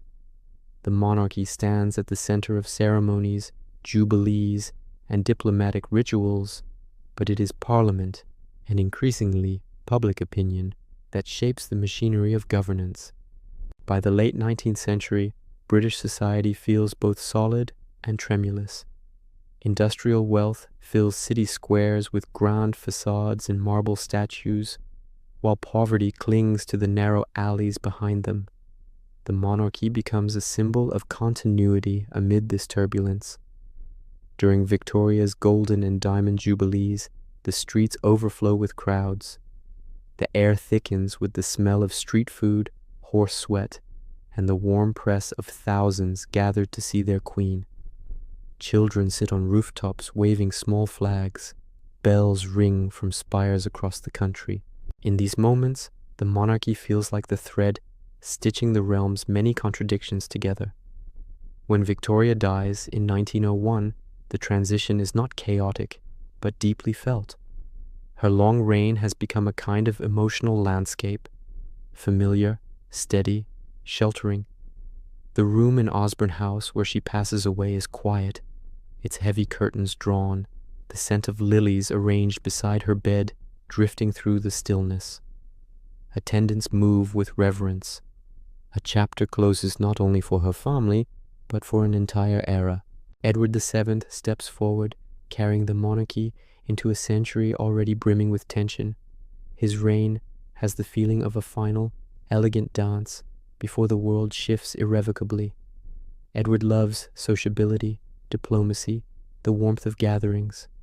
Imagine a palace drawing room during his reign, gaslights casting golden halos, cigar smoke drifting lazily through the air, the soft murmur of conversations in many accents as ambassadors mingle.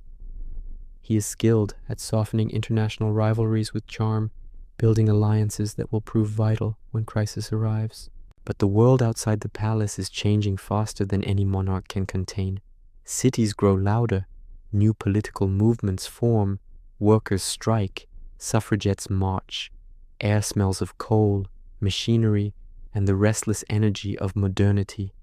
The monarchy becomes more public, more photographed, more scrutinized. The Edwardian years glide by with a kind of fragile elegance, but beneath the polished surface, tensions accumulate like thunderheads gathering on the horizon. When Edward dies, his son George V inherits a world spinning toward catastrophe. Under George V, the monarchy faces World War I, a conflict so vast and horrific that its shadow reaches even into royal chambers. Imagine the king walking through military hospitals, the sterile smell of antiseptic mixing with the earthy scent of wool blankets and damp bandages. Young soldiers look up at him with exhaustion in their eyes. Outside, long trains carry troops toward the front, the tracks vibrating with a somber rhythm. The monarchy's role becomes not one of command, but of comfort, presence, and symbolic steadiness. During the war, anti-German sentiment becomes so intense that the royal family abandons its German surname, adopting instead the name Windsor, a word that smells of old stone, wet leaves, and English rain. This shift, small on paper, becomes a defining moment. The modern monarchy takes shape, grounded not in foreign alliances but in national identity. After the war, the realm is exhausted, grieving, and politically transformed. Old certainties crumble. The Irish struggle for independence reshapes the kingdom's boundaries. Economic hardship spreads. Through it all, the monarchy attempts to remain steady, neither leading nor resisting change, but reflecting the nation's evolving character.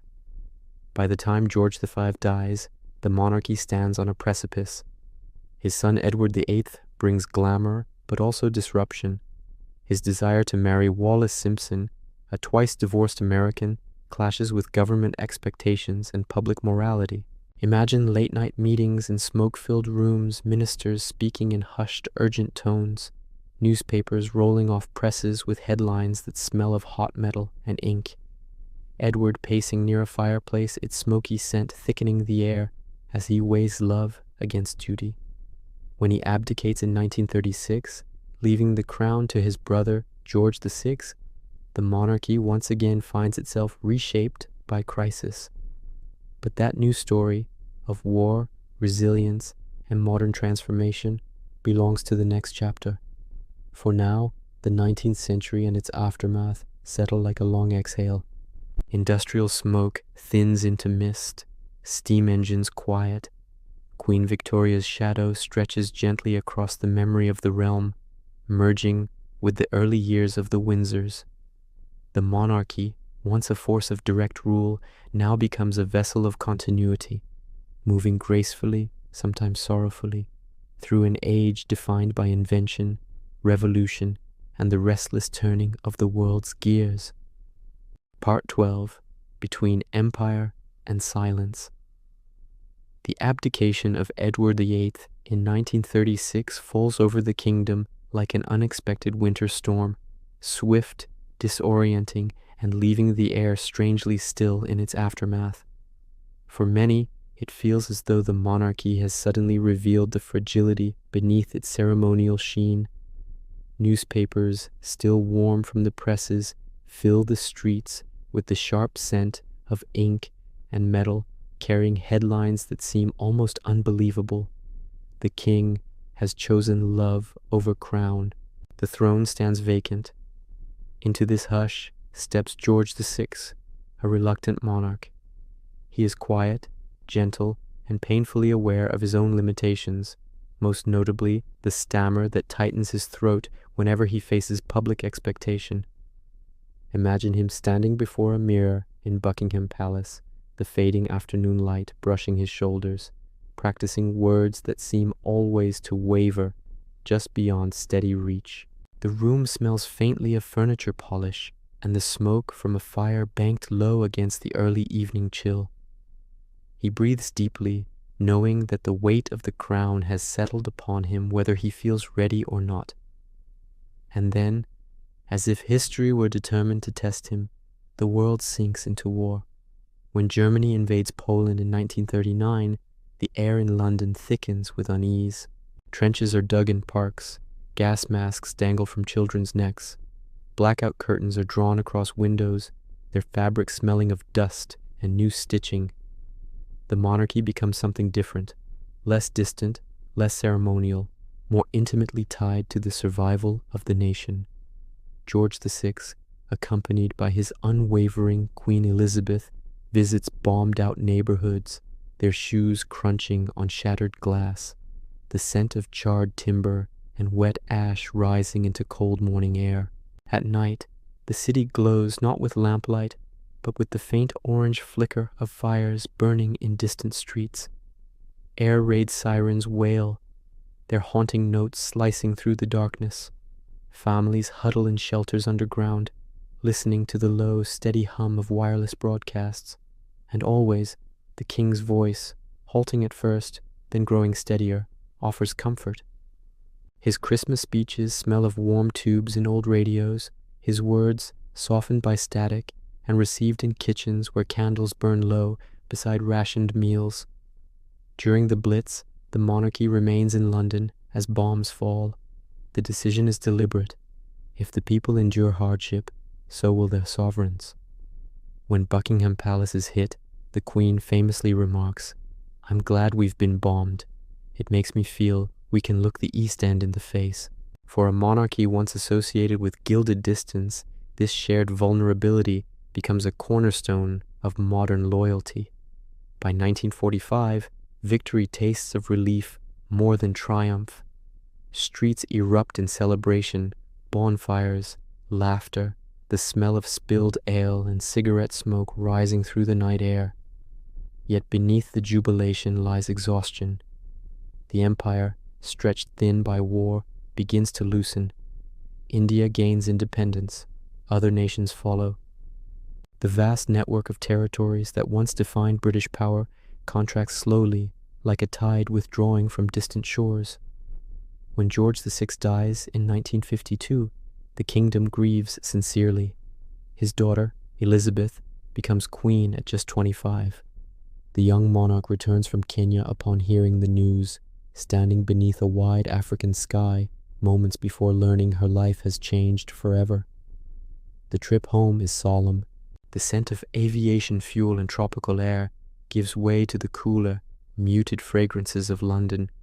Rain on stone, the wool of mourning clothes, the polished oak of the palace gates swinging open to receive a new sovereign. Elizabeth II ascends a monarchy transformed by war and shrinking empire, yet filled with renewed purpose. Her coronation in 1953 is a shimmering spectacle, televised for the first time, drawing millions into the ritual. Picture Westminster Abbey that morning, incense drifting upward through vaulted arches, golden robes rustling softly, the deep, sonorous chants of the choir echoing in the chilled air. The scent of candle wax mingles with the faint perfume worn by noble women whose jewels sparkle beneath newly installed television lights. For many viewers, the event becomes a moment of shared wonder, binding the monarchy more closely to everyday life. The decades that follow move like a slow river, sometimes placid, sometimes tumultuous. The empire continues to dissolve, replaced by the Commonwealth, a looser and more symbolic union. The monarchy adjusts to a modern world of motor cars, satellites, televised speeches, and rapidly shifting values. Elizabeth's calm presence becomes its anchor. She travels extensively, walking through tropical heat that carries the smell of frangipani and spice into Arctic regions where the air tastes clean and metallic, through parliaments whose walls glow with fresh paint and new independence. Yet the 20th century brings challenges beyond politics. Public scrutiny grows sharper. Scandals, tragedies, and shifting public expectations all reshape how the crown is seen. The fire at Windsor Castle in 1992 sends plumes of smoke into the gray sky, carrying with them the scent of burning oak that had stood for centuries. The death of Princess Diana in 1997 brings a wave of grief and anger, filling streets with flowers whose collective fragrance, roses, lilies, carnations, creates a sensory memory that lingers long after the petals wilt. Through it all, Elizabeth II remains steady, her voice gentle and measured even in crisis. She becomes, for many, not merely a figurehead, but a presence, familiar as the chime of Big Ben, enduring as the stone of Westminster. Her Christmas broadcasts carry the warm, comforting smell of evergreen decorations and crackling fireplace logs across millions of living rooms.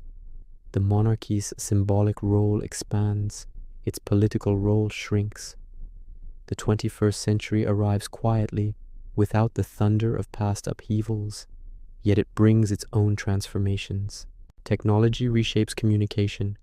Global crises blur borders. Public sentiment becomes more volatile. Still, the monarchy persists, reflecting change even as it maintains continuity. The Diamond Jubilee in 2012, with its flotilla of boats gliding along the Thames, fills the air with the scent of rain-soaked flags and river water. Street parties unfold across the realm. Plates of sandwiches and tea create a homely warmth against the backdrop of ceremony. The crown, though lighter in authority, remains deeply woven into the emotional fabric of national life. And then, in 2022, Elizabeth II passes away. Her death feels like the end of an era, an entire atmosphere shifting. Crowds gather outside Buckingham Palace under a cool gray sky, their breath rising like mist. Flowers accumulate at the gates, layering fragrances, lilies, daffodils, roses, heather. The weight of public grief settles gently, like dew on grass at early dawn. The monarchy enters a new chapter, one shaped not by empire, but by memory. Charles III ascends, carrying not only the crown, but the accumulated echoes of centuries.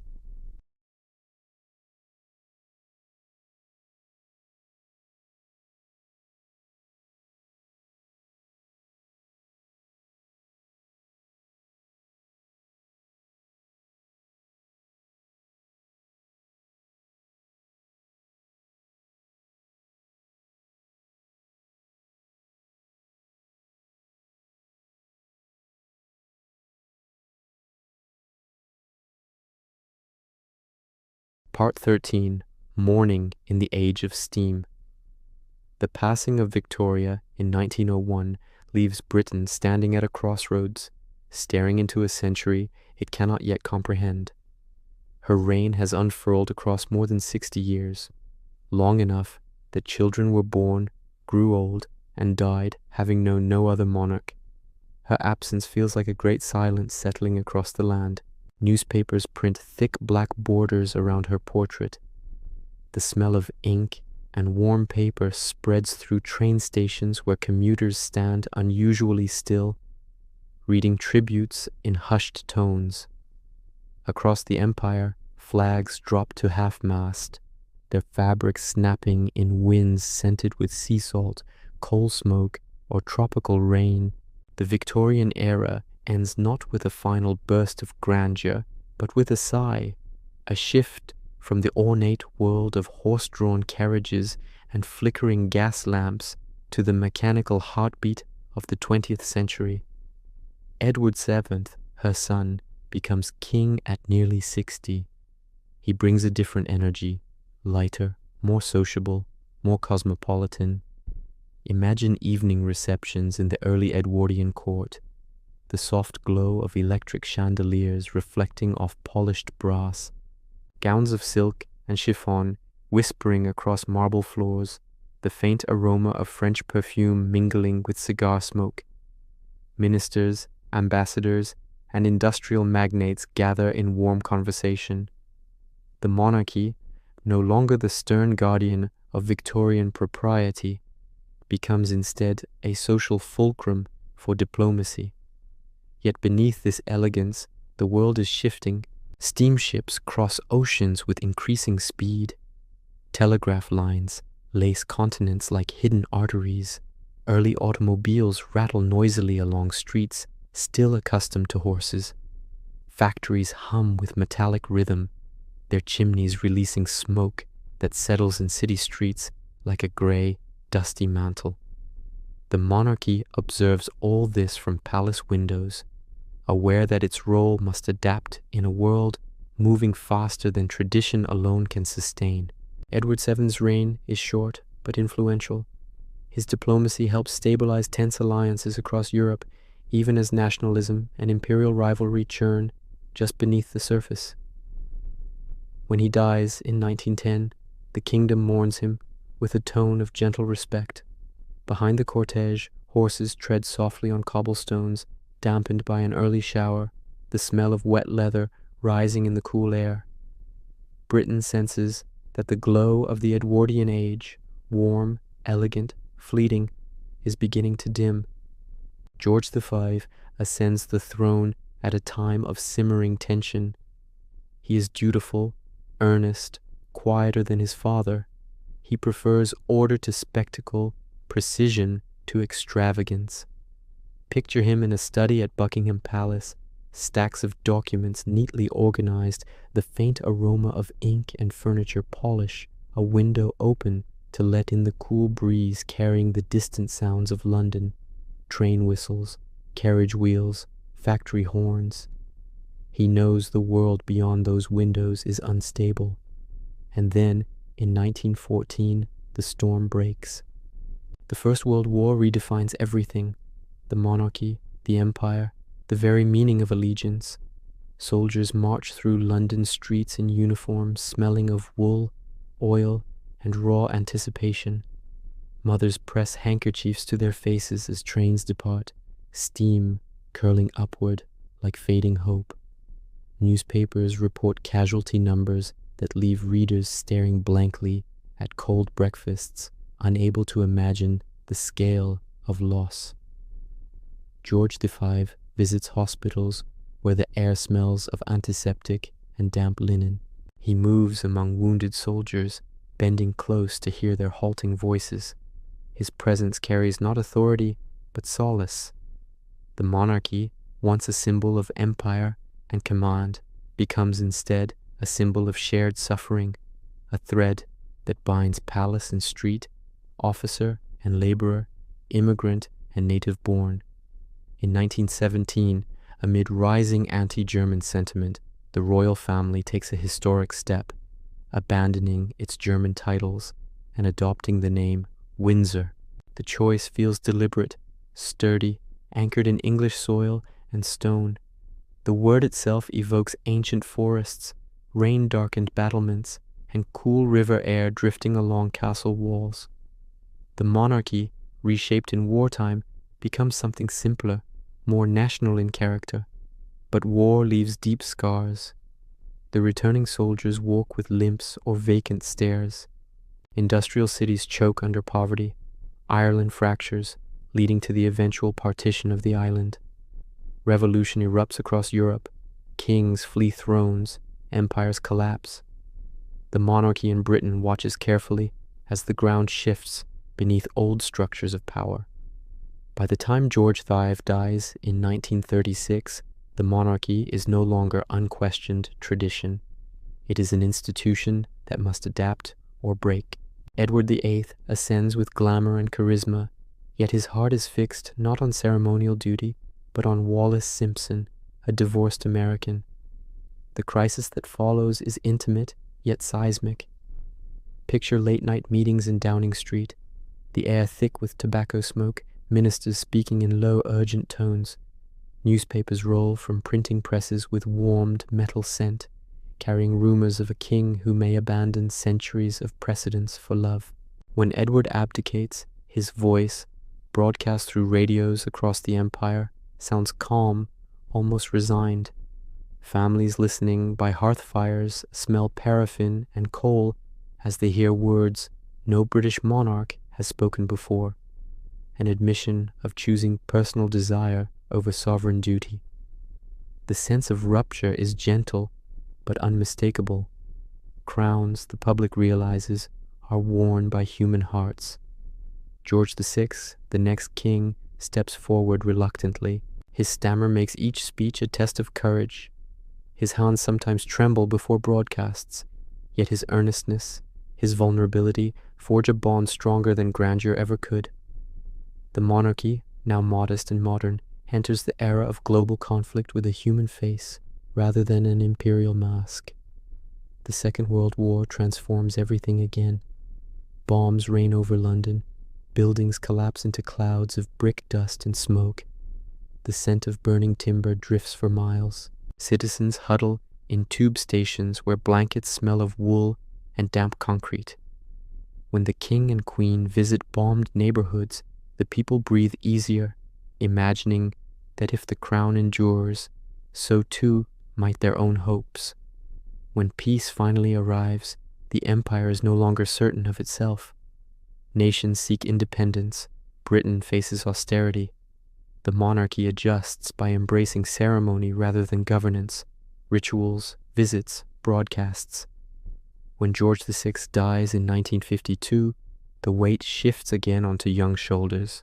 Elizabeth II's reign, stretching across 7 decades, becomes a map of changing eras: post-war recovery, decolonization, the Cold War, cultural revolutions, digital transformations. She moves through each with steady composure. Her voice, calm and measured, becomes a constant in a world of constant change. She is crowned in a ceremony heavy with incense and gold, yet she lives much of her life in modest routines, walking corgis along corridors, reviewing documents with quiet diligence, hosting receptions where the scent of tea and polished silver fills the air. Her reign transforms the monarchy into a constitutional, symbolic institution, an embodiment of continuity in a world that no longer looks to kings and queens for governance, but for grounding. By the time she passes in 2022, the monarchy has shed its imperial skin, its political authority, and much of its grandeur. What remains is something subtler but enduring: ritual, memory, presence, a thread of identity woven through centuries of upheaval. And as the crown passes to Charles III, the echoes of steam age mourning fade into the quiet hum of the 21st century. The monarchy stands, not triumphant nor diminished, but transformed, an institution shaped by grief, resilience, and the slow turning of time. Part 14 winds over a shrinking world. The passing of Elizabeth II, a monarch whose reign spawned eras, continents, and generations, casts a long, cool shadow over the opening years of the 21st century. Her absence feels almost mythic, as though a steady lighthouse guiding the nation through decades of shifting tides has quietly dimmed. People gather outside Buckingham Palace beneath gray September skies, their umbrellas glistening with steady rain. Flowers pile along the gates in dense, fragrant layers: lilies, white roses, heather, chrysanthemums, each carrying the soft scent of morning. Time seems to slow, as if Britain is pausing to remember not only a woman, but an era. But Elizabeth's departure also stirs a wind of change, subtle but unmistakable. The world she leaves behind is not the post-war England of ration books and coal stoves, nor the mid-century empire dissolving into independence movements, nor the optimistic Silver Jubilee era of music, color, and televised hope. The realm she leaves is digital, restless, international, and deeply aware of its own fragility. The monarchy enters this new age like a ship sailing into unfamiliar waters. A modern crown, Charles III ascends with a mixture of calm experience and quiet uncertainty. For decades, he lived as heir apparent, watching, waiting, shaping causes rather than policies. Now the crown rests lightly, but unquestionably on his head. Imagine him in the early days of his reign, stepping into rooms lined with portraits of ancestors whose faces seem to watch him with mild scrutiny. The scent of old varnish and polished floors fills the air as attendants move with practiced grace. The responsibilities feel ancient, but the expectations, public, media-driven, instantly amplified, are distinctly modern. Charles carries with him decades of environmental advocacy. In a world warming under rising seas and burning forests, his long-standing warnings no longer feel eccentric. They feel prophetic. When he speaks of conservation, the room carries not incense or ceremonial grandeur, but the fresh, green aroma of rain-dampened forests and gardens after a storm. The monarchy, once defined by empire and stone, now begins to echo conversations about sustainability, global cooperation, and the delicate balance of Earth's ecosystems. Yet even as the monarchy adapts, it faces scrutiny sharper than at any time in its history.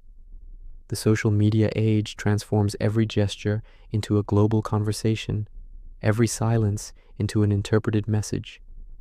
The crown once communicated through formal addresses, handwritten declarations, and carefully curated appearances. Now it must navigate the humming, electric turbulence of digital discourse. A family in the public eye. The modern royal family is no longer a distant, gilded tableau glimpsed through the haze of ceremony.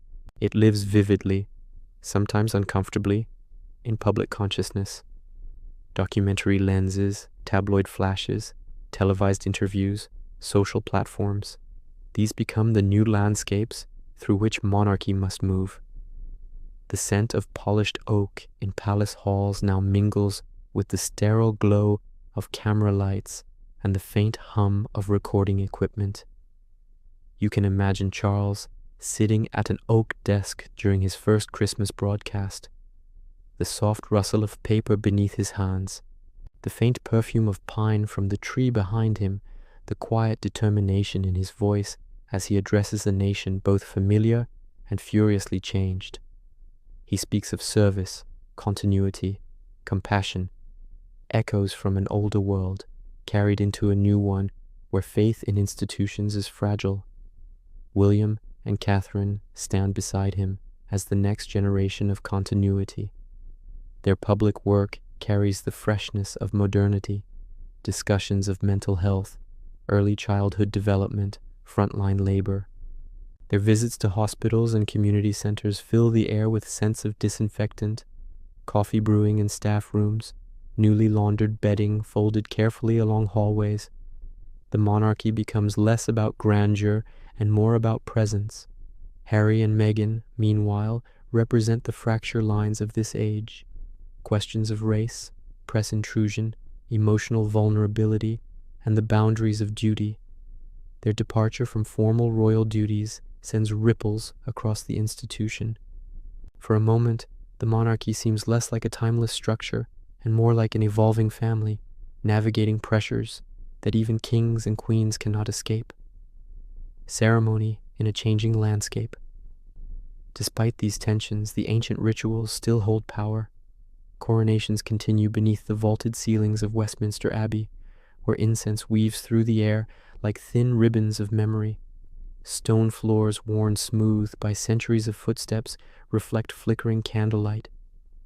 The choir's voices rise, pure and resonant, filling the sacred space with harmonics that echo across a millennium. Trooping the Color unfolds each summer in a spectacle of synchronized precision. Horses snort softly in the warm June air. Drums beat in steady, chest-vibrating rhythms. Thousands of spectators wave flags whose fabric ripples like small, colorful flames. The monarchy's symbolic heart still beats strongly in ceremony, even as its political authority remains modest. But outside these rituals, the world continues to shrink. Global crises, pandemics, climate disasters, economic shocks compress distance and demand empathy.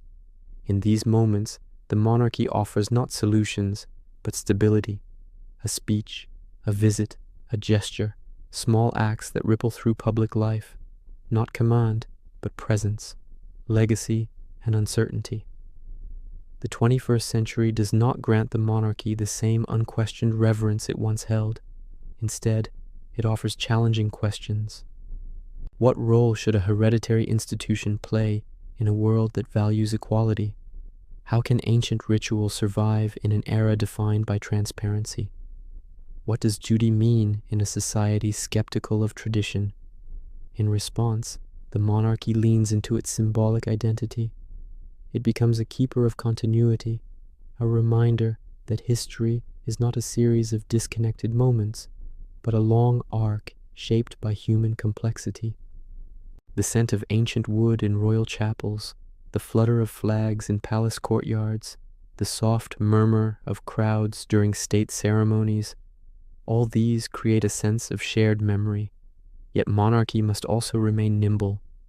Charles III's reign opens with gentle recalibration, a leaner institution, a more focused public role, a quiet embrace of global issues. The pomp remains, but softened. The duties remain, but modernized. And still, winds of uncertainty whisper through the age. Republican sentiment rises and falls like ocean tides, never overwhelming, yet never silent. Economic hardship makes grandeur feel out of step.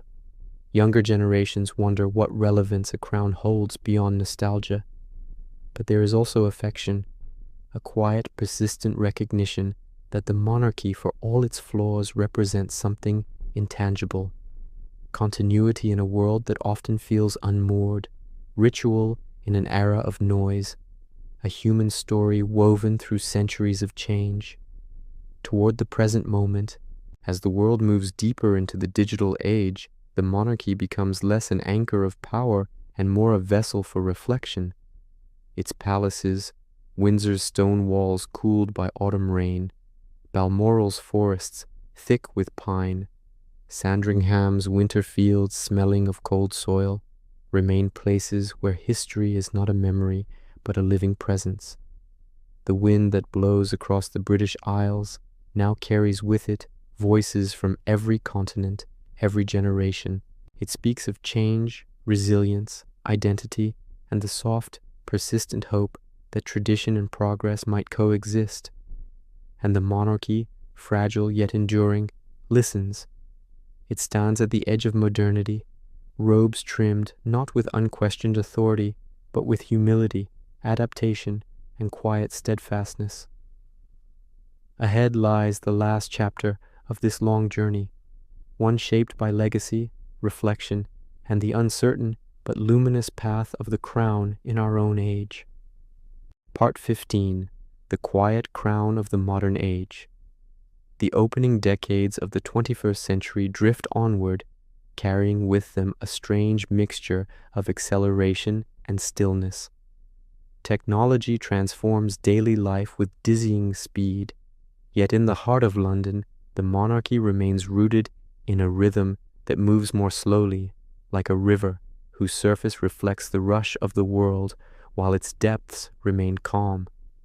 The crown now lives not in the realm of command, but in the realm of presence, an institution defined by memory, ritual, and the gentle continuity it offers to a nation searching for meaning in turbulent times.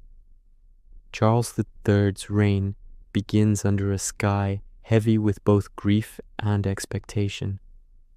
Elizabeth II's passing leaves a silence so profound it seems to echo through the stone corridors of Buckingham Palace, through village churches scented with oak pews and old hymnals, through schoolyards where children speak her name with unfamiliar reverence.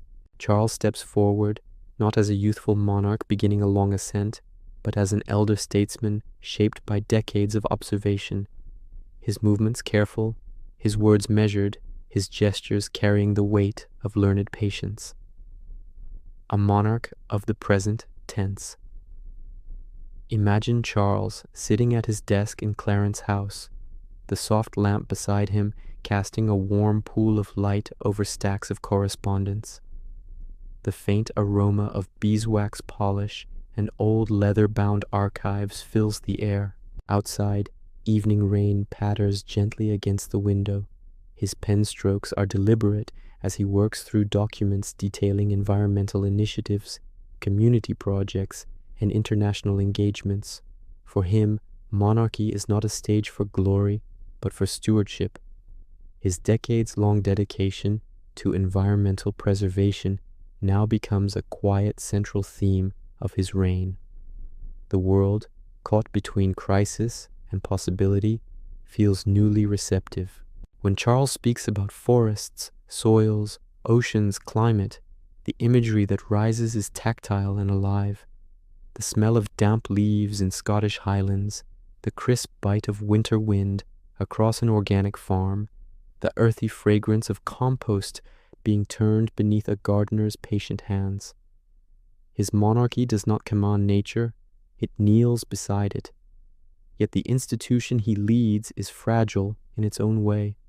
The modern monarchy is a balancing act, neither grandiose relic nor fully reinvented symbol. It must honor the weight of centuries while appearing supple enough to respond to the raw questions of the present. Why monarchy? Why tradition? What purpose does a crown serve in a world of democracies, digital voices, and shifting identities? These questions swirl constantly in the public square, rising like gusts of wind that ruffle the banners flying above palace gates. And yet, even in this climate of scrutiny, ceremony retains its strange, enduring power. The ceremony that endures. Consider the coronation of 2023. Westminster Abbey glows beneath soft golden light. Incense curls upward in delicate threads, disappearing into the vaulted arches overhead. The choir's harmonies fill the space like luminous mist, their voices mingling with the rustling of robes, the faint clink of ceremonial regalia handled with reverent care. The crown itself, weighty, glittering, centuries old, rests on a cushion of deep velvet. Its jewels catch the light like drops of frozen fire. When it is placed upon Charles's head, the air seems to still for a heartbeat, not because it signals absolute power, but because it symbolizes something older than any government, any era, continuity. The fragile insistence that even as the world reshapes itself again and again, some rituals will remain, anchoring the present to the past. Crowds gather outside, their breath mixing with the cool morning air, their flags fluttering softly. The smell of rain on stone mixes with the aromas of street vendors selling warm pastries and freshly brewed coffee. A modern audience, diverse and global, witnesses an ancient rite and finds unexpectedly that the heart still stirs. Yet coronations and parades are only one side of the story. The real work of the monarchy in this era happens quietly, in gestures that rarely make headlines, comforting survivors after disasters, writing personal condolence letters, visiting schools, opening community centers. In these small acts, the crown becomes not a symbol of power, but of presence. A family becoming a mirror. The royal family continues to act as a mirror through which society sees its own struggles reflected. William and Catherine, now the Prince and Princess of Wales, devote themselves to causes connected to mental health, early childhood development, and frontline workers. Their visits carry a soft, human texture. The scent of crayons in a nursery classroom, the sterile smell of medical wards, the warm aroma of tea served in a small community hall as volunteers recount their stories. Harry and Meghan's departure from royal duties remains a tremor beneath the surface of public life, a sign of how modern pressures collide with ancient roles. Their story reveals the tension between visibility and intrusion, identity and duty, tradition and independence. The monarchy, once protected by distance and deference, now navigates an age where every emotion is magnified, every silence analyzed, every appearance captured from a dozen angles. These complexities do not break the institution, but they reshape it, like tides gradually smoothing a rough shoreline. The crown and the Commonwealth. Meanwhile, the Commonwealth, born from the fading light of empire, evolves into something more ethical, more mutual. Not a hierarchy, not a geopolitical command, but a forum of shared history and aspiration. Charles, aware of its delicate nature, approaches it with humility. When he visits member nations, he steps into environments filled with layered scents, tropical spice carried on warm coastal winds, wood smoke from rural cooking fires, the salt and sun tang of island harbors. Here, the monarchy confronts its past, not through denial, but through acknowledgement. Conversations about colonial legacies, reparative justice, and national identity unfold with both tension and possibility. Charles listens more than he speaks. The crown's moral authority now depends not on grandeur, but on empathy.